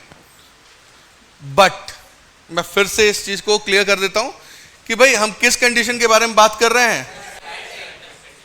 अगर ये नहीं होगा तो, कंडीशन ही फुलफिल नहीं हो रही है तो ये थ्योरी भी एप्लीकेबल नहीं होगी। For example, electricity and current topic पढ़ा है 10th में, उसमें एक चीज होती थी कि रेजिस्टेंस। रेजिस्टेंस क्या होता है? Resistance is a conductor. Resistance is nothing but a conductor. Clear? नहीं? याद रखो, एल्यूमिनियम और आयरन, घर पे तार लगते होंगे ना, कौन से तार लगते हैं? या तो एल्यूमिनियम के होते हैं या तो कॉपर के होते हैं। वो सब क्या है? रेजिस्टेंसेस है। कॉपर का रेजिस्टेंस बहुत कम होता है इसलिए कॉपर ज्यादा यूज करते हैं, एल्यूमिनियम का रेजिस्टेंस ज्यादा होता है इसलिए एल्यूमिनियम हम लोग यूज करने की कोशिश नहीं करते। ठीक है, दे ऑल आर कंडक्टर्स। अब उसके अंदर हम कहते हैं कि भाई इलेक्ट्रॉन क्या है? मूव कर रहा है तभी तो करंट फ्लो कर रही है। अब कंडक्टर के अंदर इलेक्ट्रॉन कब मूव करेगा? जब उसको फोर्स मिलेगा। और फोर्स कब मिलेगा? जब अंदर इलेक्ट्रिक फील्ड होगी। इसका मतलब उस कंडक्टर के अंदर, उस रेजिस्टेंस के अंदर इलेक्ट्रिक फील्ड है तभी तो इलेक्ट्रॉन मूव कर पा रहे हैं। हाँ या ना? पीछे वाली लाइन, पीछे वाली लाइन ऐसा लगता है सोने आते हैं। चेहरा देखो एकदम मासूम सा, एकदम मास्क लगा के रखा हुआ है, चढ़ा लिया। तो कंडक्टर क्या है? एक रेजिस्टेंस क्या है? कंडक्टर है। और रेजिस्टेंस के अंदर इलेक्ट्रॉन मूव कर रहे हैं, मतलब कंडक्टर के अंदर इलेक्ट्रॉन मूव कर रहे हैं। किसी भी जगह पे इलेक्ट्रॉन जो कि एक चार्ज है, कब मूव करेगा? जब उसको फोर्स मिलेगा। फोर्स कैसे मिलेगा? इलेक्ट्रिक फील्ड की वजह से। अब क्योंकि इलेक्ट्रॉन कंडक्टर के अंदर मूव कर रहे हैं, इसका मतलब कि उसके अंदर इलेक्ट्रिक फील्ड होगी तभी इलेक्ट्रॉन्स मूव कर रहे हैं। इसका मतलब कंडक्टर के अंदर इलेक्ट्रिक फील्ड है। बट बाय डेफिनेशन क्या है? There is no electric field inside a conductor, क्योंकि वो स्टैटिक कंडीशन नहीं है। वहां पे किस वजह से स्टैटिक कंडीशन नहीं आ रही? नलिफिकेशन चल रहा है, चार्जेस नलिफाई हो रहे हैं। क्लियर है? स्टैटिक कंडीशन कहा तो बेटा चार्जेस या तो एक्सेलरेट ना करें, या तो बॉडी एक्सेलरेट ना करे, या तो फिर नलिफिकेशन ना हो। ये तीन कंडीशंस ही हमारी static condition, non static condition represent करती है। यहां पे क्या हो रहा था? यहां पे क्या हो रहा था? नलिफिकेशन हो रहा था। चार्जेस क्या हो रहे थे? नलिफाई हो रहे थे। इस वजह से हमारी स्टैटिक कंडीशन नहीं रीच कर रही थी और इसी वजह से there was electric field in the conductor. Clear? नहीं, पॉसिबल ही नहीं है। And last, electric field line starts perpendicularly and ends perpendicularly on a conductor under static condition. Electric field lines starts and चलना ends perpendicularly। इतने लंबे लंबे words बनाता कौन है? तो पकड़ के लाओ। ठीक ठीक ठीक ठीक. Starts and end perpendicularly on a conductor in static condition. Everything clear? ये पांचों चीजें याद रहनी चाहिए. स्कूल में डायरेक्टली क्वेश्चन पूछ लिया जाता है इस पे. Right the properties of electric field lines. ये 5 लाइन लिख दो, सारे मार्क्स मिल जाएंगे. ठीक, चलो अब अपनी कहानी को आगे बढ़ाते हैं और अपने सबसे इंपॉर्टेंट पार्ट पे, जो कि आप लोगों के लिए सबसे ज्यादा इंपॉर्टेंट है अभी, क्योंकि जेई की तैयारी कर रहे हो ना. ये properties of electric field line ऐसे ही मैं चिपका के ले आया था, देख लेना. मैं आगे बढ़ता हूं. Application of integration. तो इंटीग्रेशन है क्या? इंटीग्रेशन क्या है? एडिशन है. छोटी छोटी चीजों को ऐड करने का तरीका है. ठीक है. It adds small parts. ठीक है. छोटी छोटी चीजों को ऐड करता है. जैसे अगर मुझे एक रॉड बनानी है, जरूरत पड़ेगी आप ही लोगों, अगर मुझे एक रॉड बनानी है तो कोई सोचेगा कि भाई कैसे बनाएगा? एलिमेंटल पोर्शन से एक एटम लेके, नहीं मॉलिक्यूल लेके आया होगा, ले बेटा यहां लग जा. अगला एटम मॉलिक्यूल लेके आया, बगल में लगा दिया. अगला मॉलिक्यूल लगा दिया, सेट करता चला गया और अरेंज इस तरह से किया कि वो इस रॉड का शेप बन जाए. ठीक.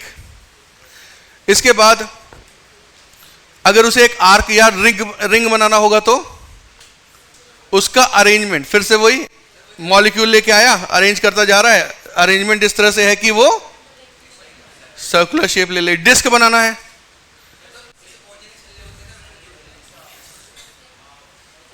हाँ वो भी एक तरीका है.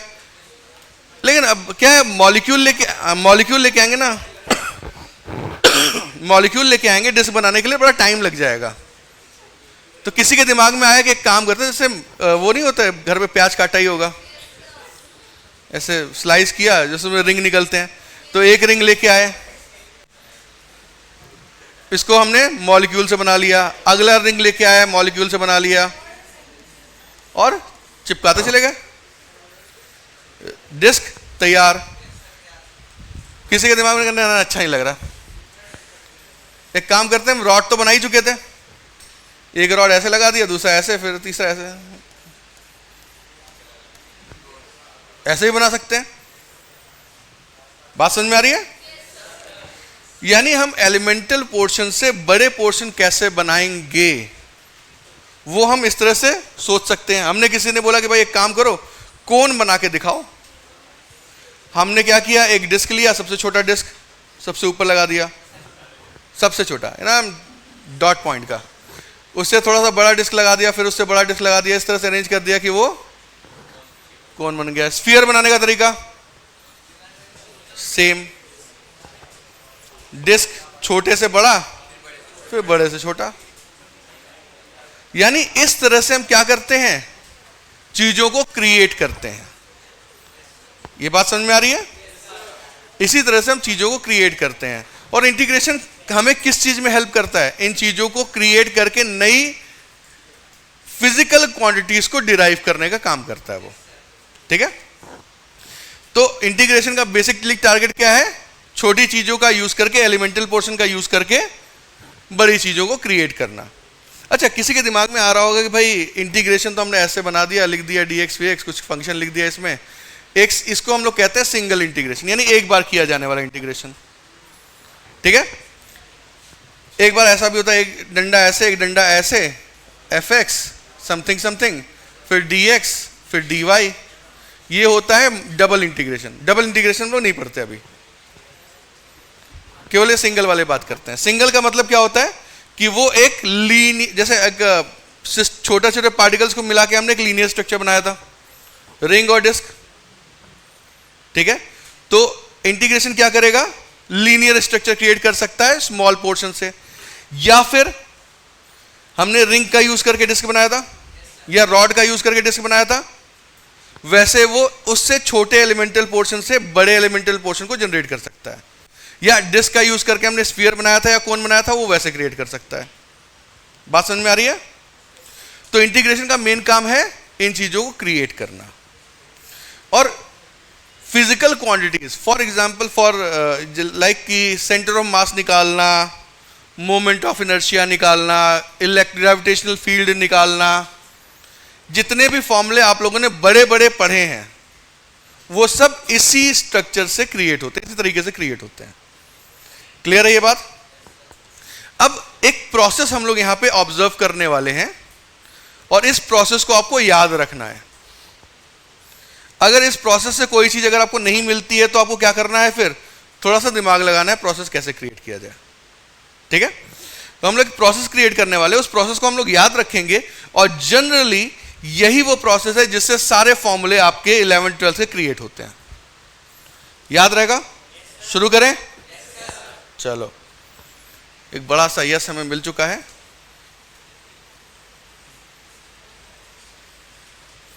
तो formula of circumference of disc ring क्या होता है? 2 पाई आर। कैसे आया?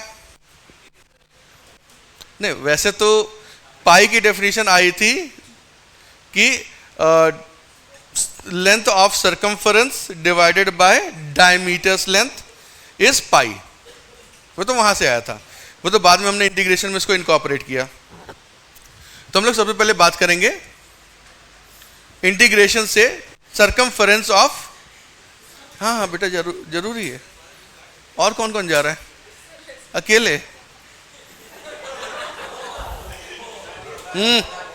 क्या ये?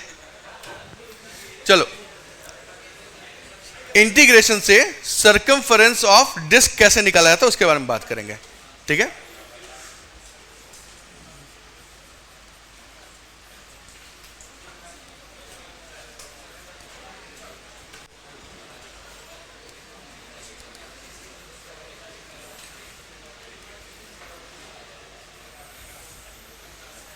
This is a ring. बना कैसे होगा? ना ना ना, वैसे नहीं करेंगे। हम लोग कहेंगे कि हम इसके ऊपर अगर छोटा सा एक आर्क ले लें, ये एक आर्क ले लिया, यहां पे चिपका दिया, बगल में एक और आर्क लगाया, फिर बगल में एक और आर्क लगाया, फिर बगल में एक और आर्क लगाया, ऐसे करके आर्क चिपकाते चले गए, तो हमें क्या बन के मिल गया? रिंग। क्लियर है ये बात? अब ये आर्क लगाना कैसे, इंटीग्रेशन से कैसे यूज करेंगे इसको, वो देखते हैं।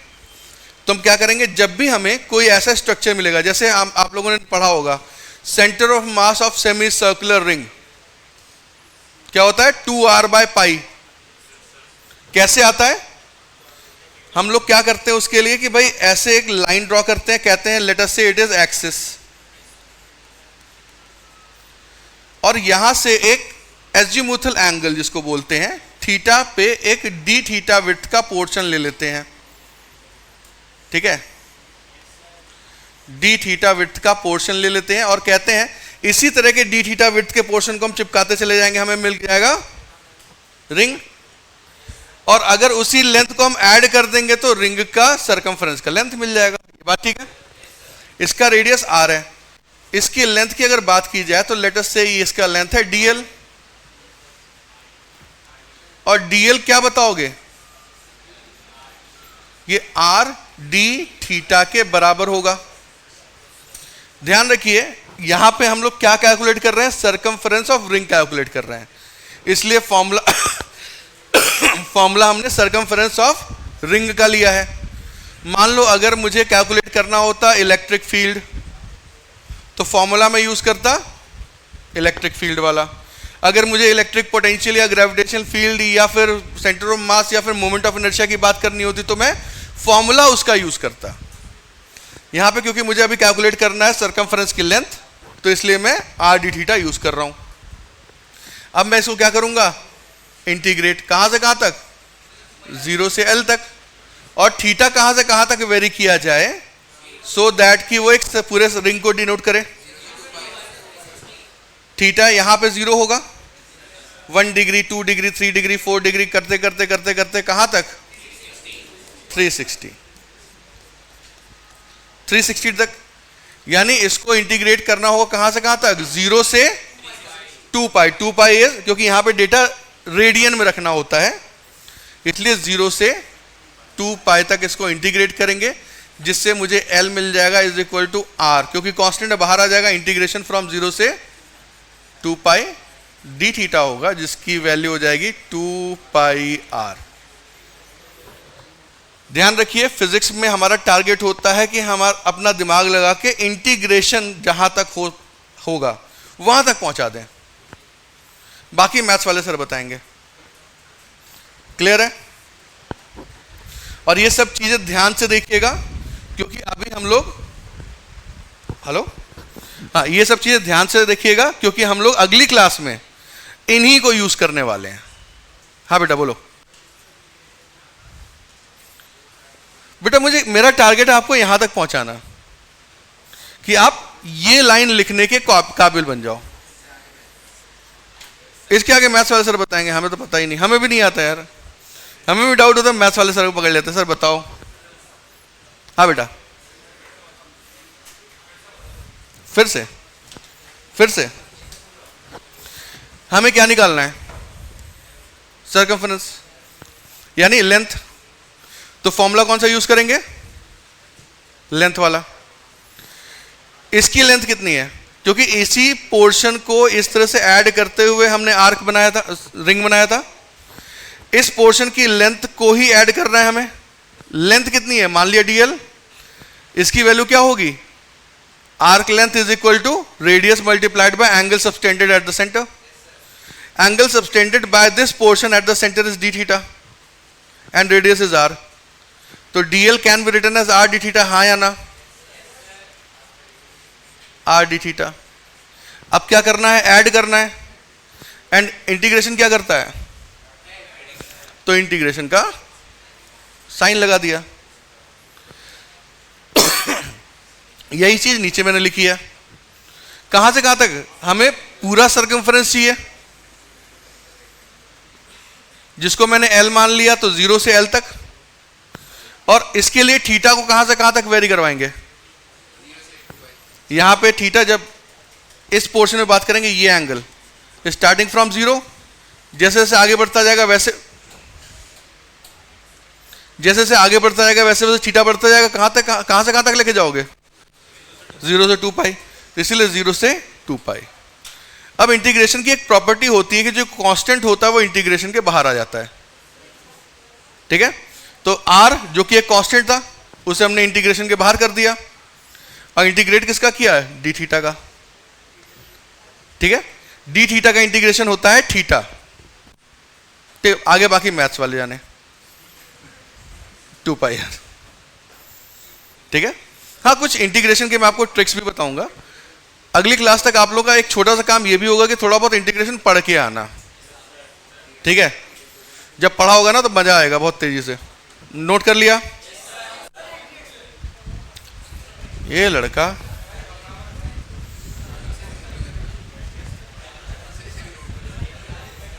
नहीं, अच्छी बात है।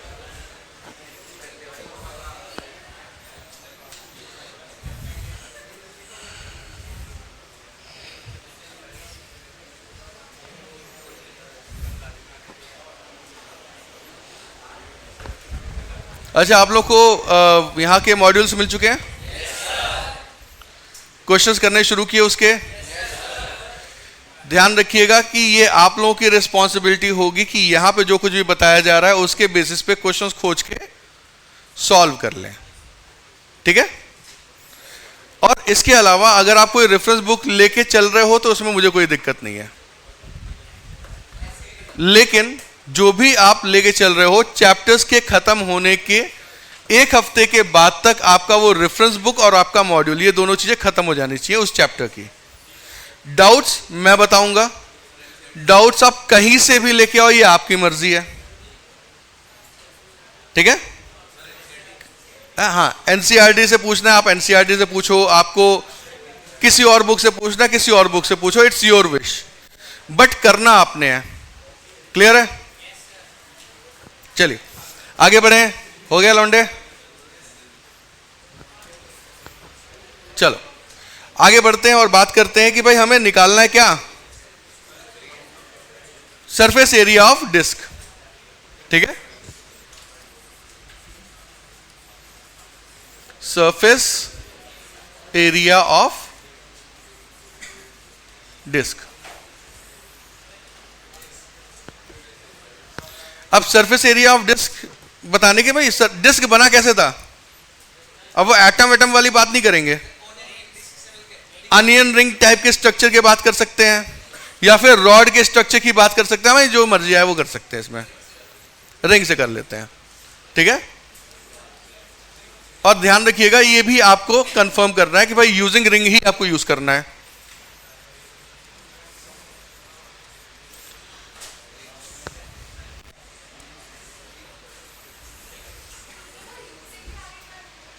रिंग्स रिंग्स एन खा गए।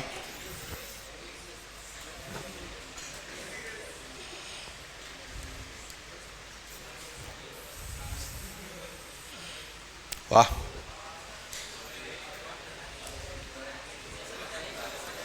हमने कहा कि हमें क्या बनाना है, एक डिस्क बनाना है। कैसे बनाया, एक छोटा सा पहले सबसे सेंटर पे नेग्लिजिबल 0 रेडियस का रिंग लिया, चिपका दिया, थोड़ा सा बड़ा रिंग लिया और चिपका दिया, फिर जैसे जैसे रेडियस थोड़ा थोड़ा करके बढ़ाते चले गए और ये डिस्क में बदलते चले गया। तो जितने भी ये अनियन रिंग्स क्रिएट हो रहे हैं उन सभी के सरफेस एरिया का एडिशन कर देंगे तो हमें डिस्क का एरिया मिल जाएगा। क्लियर है ये बात? हम मान लेते हैं कि एक पर्टिकुलर अनियन रिंग ले लेते हैं, ठीक है, और उसका सरफेस एरिया लिख देते हैं। मान लेते हैं इसका रेडियस कैपिटल आर है और हमने एक रिंग ले लिया, we had considered a ring of radius small r. ध्यान रखिएगा ये रिंग है और जब आर की बात की है कि ये रेडियस आर है तो उसकी थिकनेस भी कुछ होनी चाहिए, क्योंकि बिना थिकनेस के एरिया तो लिख ही नहीं सकते ना। थिकनेस मान लिया डी आर है। ध्यान रखिएगा वेरिएबल अगर आप आर चूज कर रहे हो तो डी आर उसकी जगह पे विड्थ लेनी पड़ेगी, एक्स अगर आपने रेडियस लिया तो विड्थ डी एक्स लेनी पड़ेगी, आर डी आर। ये कोई डाउट है इसमें? क्या होगा बच्चा? चलो अब इस रिंग का एरिया क्या होगा, रिंग के अंदर रिंग की थिकनेस में जो माल लगा हुआ है, मतलब वो जो अंदर रिंग का पोर्शन है, आप कह सकते हो कि अगर मैं इस रिंग को यहां से कट कर दूं, काट के सीधी रेखा में फैला दूं, सीधी रेखा समझते हो ना? हाँ स्ट्रेट, वही वही स्ट्रेट लाइन में हमने फैला दिया, कितनी लेंथ होगी? 2 पाई आर, हाँ या ना? थिकनेस कितनी है इसकी? D R. एक रेक्टेंगल की शेप टाइप का दिख रहा है, एरिया क्या बताओगे? बहुत अच्छे, क्या हो जाएगा? 2 pi r into d r. अब सभी एरिया को हमें क्या करना है? And to do this what we need? बहुत अच्छे, फ्रॉम 0 टू ए, यहां पे भी इंटीग्रेशन फ्रॉम 0 से। अच्छा, रिंग कहां से शुरू किया हमने लगाना? 0 शुरू किया, कहां तक रिंग लगाएंगे? कैपिटल आर से बड़ा रिंग नहीं लगाएंगे, क्यों? उससे बड़ा रिंग लगा देंगे तो उससे बड़े रेडियस का डिस्क मिल जाएगा। यानी सबसे छोटा रिंग हमने 0 रेडियस का लगाया और सबसे बड़ा रिंग हमने इसके रेडियस का लगाया, डिस्क के रेडियस का लगाया, उससे बड़ा रिंग नहीं लगाएंगे और बीच में गैप भी नहीं छोड़ना। तो कहां से कहां तक? 0 से कैपिटल आर तक लेके जाएंगे, तो इसका इंटीग्रेशन ए हो जाएगा और इसका पाई आर स्क्वायर हो जाएगा। जैसा कि मैंने कहा, मेरा टारगेट है आपको यहां तक पहुंचाना। यहां तक की बात समझ में आ गई? इसके बाद क्या हुआ, कैसे हुआ, किससे पूछना है? पकड़ लेना बेटा आज, नहीं अगली क्लास में। ये बात समझ में आ रही है? नहीं ये नहीं, ये वाली। कोई डाउट है किसी को? बेटा तू नोट करना शुरू कर दे। हाँ नोट करना शुरू कर दे। हाँ बेटा देखो, हमने क्या किया कि जैसा कि कहा था, हम इसको बना कैसे रहे हैं, एक रिंग, दूसरा, एक रिंग लिया, दूसरा रिंग लिया, तीसरा रिंग लिया, चौथा रिंग लिया, रिंग पे रिंग लगा के हम इसको क्रिएट कर रहे हैं। ये बात समझ में आई? तो अगर जितने भी रिंग्स हमने लगाए उन सभी रिंग का जो विड्थ है उसमें जो एरिया है उस एरिया को हम ऐड कर देंगे तो पूरे डिस्क की एरिया मिल जाएगी, है ना? तो हमने कहा कि एक आर रेडियस पे डी आर थिकनेस का एक रैंडम जनरल रिंग ले लेते हैं। अब ये मैंने एक रिंग कंसीडर कर लिया। इस रिंग को अगर हम काटते हैं तो ये काट के इस तरह से फैलाया जा सकता है। इसकी पूरी लेंथ 2 पाई आर होगी, थिकनेस डी आर दे रखा है। तो इस रिंग का जो थिकनेस है उसमें कितना एरिया कवर कर रहा है वो 2 pi r is length multiplied by width, 2 pi r d r. तो इस रिंग की एरिया क्या लिखोगे? 2 पाई आर ये वाला इंटू डी आर। और इन्हीं को तो हमें ऐड करना है ना। कहां से कहां तक ऐड करना है? रेडियस शुरू होगा, पहला रिंग कहां किस रेडियस का लगाया था, और आखिरी रिंग किस रेडियस का लगाएंगे? कैपिटल आर का। इसीलिए पहले रिंग का रेडियस 0 था तो 0, इसे कहते हैं लोअर लिमिट, और अगले वाले का आखिरी radius capital R, capital R. इसी को जब इंटीग्रेट करेंगे तो ये मिल जाएगा। 11 में इंटीग्रेशन पढ़ाया गया होगा तो इतना तो कर ही लोगे यार। हाँ बोलो बेटा। नहीं तू बोल ले। बिना जीरो तो बेटा हम कह रहे हैं ना, नेग्लिजिबल रेडियस कह लो आप, ठीक है? हाँ बिल्कुल, small r is a variable, क्योंकि वेरिएबल होगा तभी आप इसको डी आर करोगे। देखो आर की वैल्यू तो वेरी कर रही है। आर की वैल्यू पहले 0 थी, फिर कभी r/3 हुई, r/4 हुई, r/2 हुई, r/3, r/4 हुई। तो स्मॉल आर ही तो वेरी कर रहा है, तो ये तो वेरिएबल ही होगा ना। क्लियर ये बातें? अब नहीं करने के लिए कह रही है सर, बोले यार। यहां पे कोई डाउट? चलो बेटा नोट कर लिया था, ठीक। अच्छा कोन का वॉल्यूम निकालना हो तो कैसे करेंगे? वॉल्यूम ऑफ अ कोन,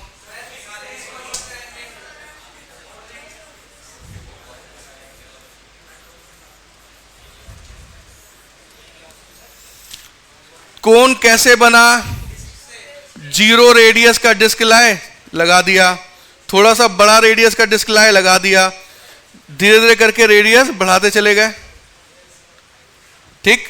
क्या बन गया? कोन बन गया। ऐसे ही तो बनेगा ना। इमेजिन करो, छोटा फिर बड़ा फिर बड़ा, और सेट करते जा रहे हैं अरेंजमेंट में, तो इस तरह से आपका एक कोन बन जाएगा। अब हमें जानना है इसका वॉल्यूम कैसे निकालेंगे। तो जो हमने जिस तरह के डिस्क लगाए थे उसी में से कोई एक जनरल डिस्क ले लेते हैं, उस जनरल डिस्क का वॉल्यूम लिख लेते हैं और उसी वॉल्यूम को ऐड कर लेंगे, चल जाएगा ना। किसी को कोई डाउट है पीछे से? ना सूखा हुआ क्यों लग रहा है?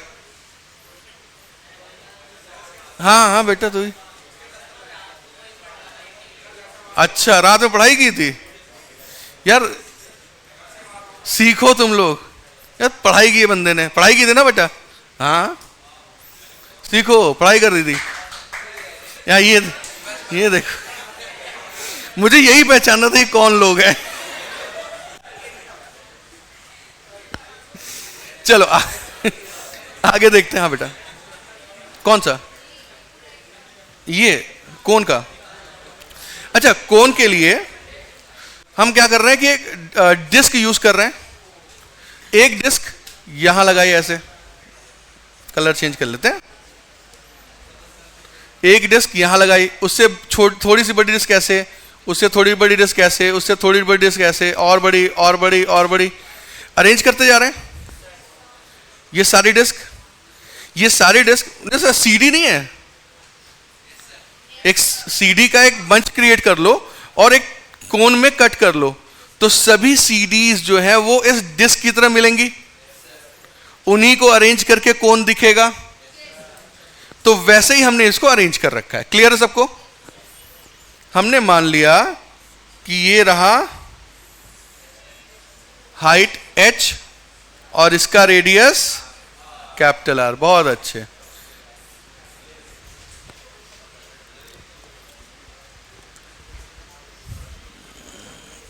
अब एक हमें क्या चाहिए? General disc. ध्यान रखिएगा, जब भी आपको इंटीग्रेशन करने की जरूरत पड़ेगी, दो ही चीजों पर दिमाग लगाना है। पहली चीज बना कैसे था, दूसरा चीज कि एक जनरल ऑब्जेक्ट कहां पे और कैसे लिया जाए। दो ही चीजें एग्जिस्ट करेंगे, तीसरा कोई एग्जिस्ट नहीं करेगा। तो हमने कहा कि भाई एक काम करते हैं, एक जनरल डिस्क ले लेते हैं। यहां से नीचे x डिस्टेंस पे एक डिस्क ले लिया, ठीक है। इसकी कुछ थिकनेस भी माननी पड़ेगी, ठीक है, क्योंकि इसी डिस्क के थिकनेस के वेरिएशन पे ये डिस्क लगाए गए हैं। तो लेट अस से, क्योंकि वेरिएबल हमने x यूज किया है, थिकनेस हम dx मान लेते। अबे चल जा भाई।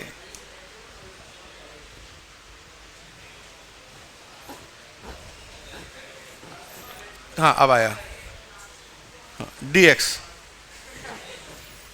अब मैंने क्या किया,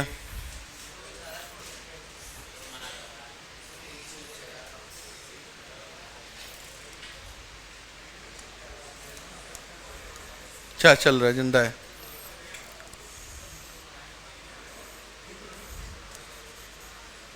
इस पे मैंने क्या कर लिया, dx ले लिया, ठीक है। अब इस डिस्क का हमें वॉल्यूम लिखना है, क्योंकि हम क्या कैलकुलेट करने वाले हैं, वॉल्यूम ऑफ कोन, ठीक है। तो वॉल्यूम लिखने के लिए, डिस्क का वॉल्यूम लिखने के लिए क्या क्या चीजें चाहिए, एरिया और हाइट। अब जरा ध्यान से देखिएगा, ये जो मेरा डिस्क होगा ये कुछ देखने में ऐसा दिखेगा, it will be like a frustum.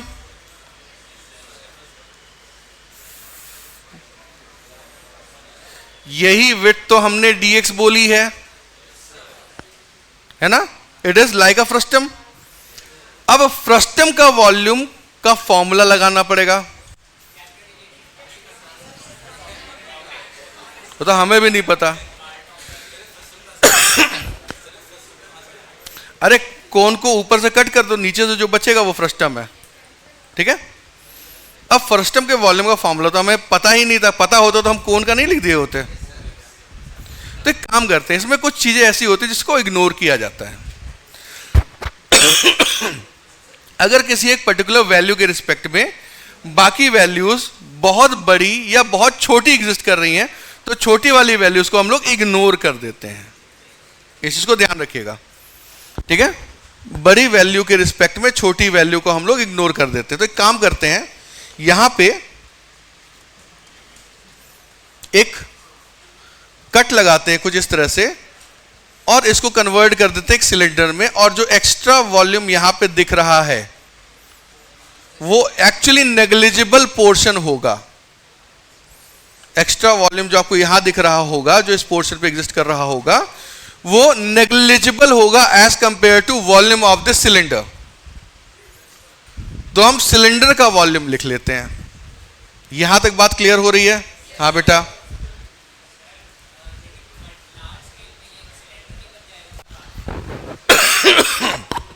एक सिलेंडर, उसके नीचे छोटा दूसरा सिलेंडर, तीसरा सिलेंडर, बट दोनों सबकी थिकनेस इतनी कम है कि वो जो एक्स्ट्रा पोर्शन आप बता रहे हो, जो इग्नोर हम कर रहे हैं, वो इफेक्ट दिखेगा ही नहीं हमें, ठीक है, वो इफेक्ट हमें नहीं दिखेगा, इसलिए हम लोग इग्नोर कर रहे हैं। अगर किसी बड़े वैल्यू के रिस्पेक्ट में कोई छोटी वैल्यू, बहुत छोटी वैल्यू दिखाई पड़ रही है तो हम उसे इग्नोर मार देते हैं। यहां पे हम कह रहे हैं, आपको मानना भी पड़ेगा, ठीक है, कि ये जो सिलेंडर है, इस सिलेंडर के वॉल्यूम के रिस्पेक्ट में जो एक्स्ट्रा पोर्शन काट के निकाल रहे हैं उसका वॉल्यूम बहुत छोटा है। कभी प्रूफ करने की जरूरत पड़ी तो करेंगे। देखते हैं ना, अब इसका रेडियस मान लिया स्मॉल आर है, क्योंकि इसका रेडियस तो कैपिटल आर हो ही नहीं सकता। वॉल्यूम क्या लिखोगे? D v pi small r square, तो इसका सरफेस एरिया हो गया, और थिकनेस से मल्टीप्लाई करेंगे तो सिलेंडर का वॉल्यूम मिल जाएगा। थिकनेस क्या है? dx। What we will do? Integrate. आ जाएगा पक्का? लेकिन प्रॉब्लम है ना, 3 वेरिएबल है, इंटीग्रेशन केवल 2 वेरिएबल्स में होता है, 3 वेरिएबल में नहीं होता।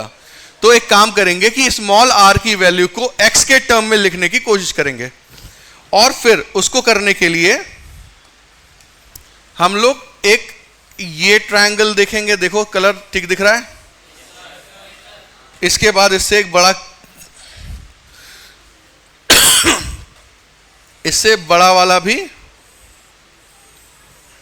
ट्रायंगल देखेंगे। दोनों ट्रायंगल क्लियर है? क्या दोनों ट्रायंगल सिमिलर ट्रायंगल है? पक्का?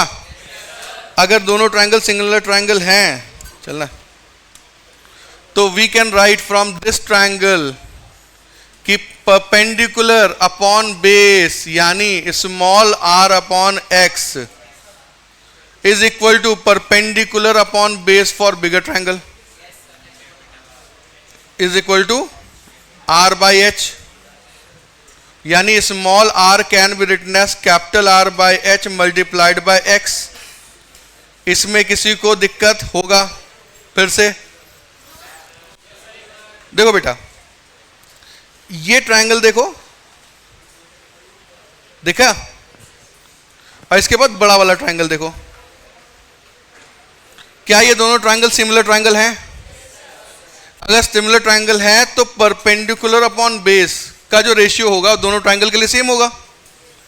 तो यहां पे रेडियस r था, बेस x था छोटे वाले के लिए, बड़े वाले के लिए रेडियस r और डिस्टेंस x।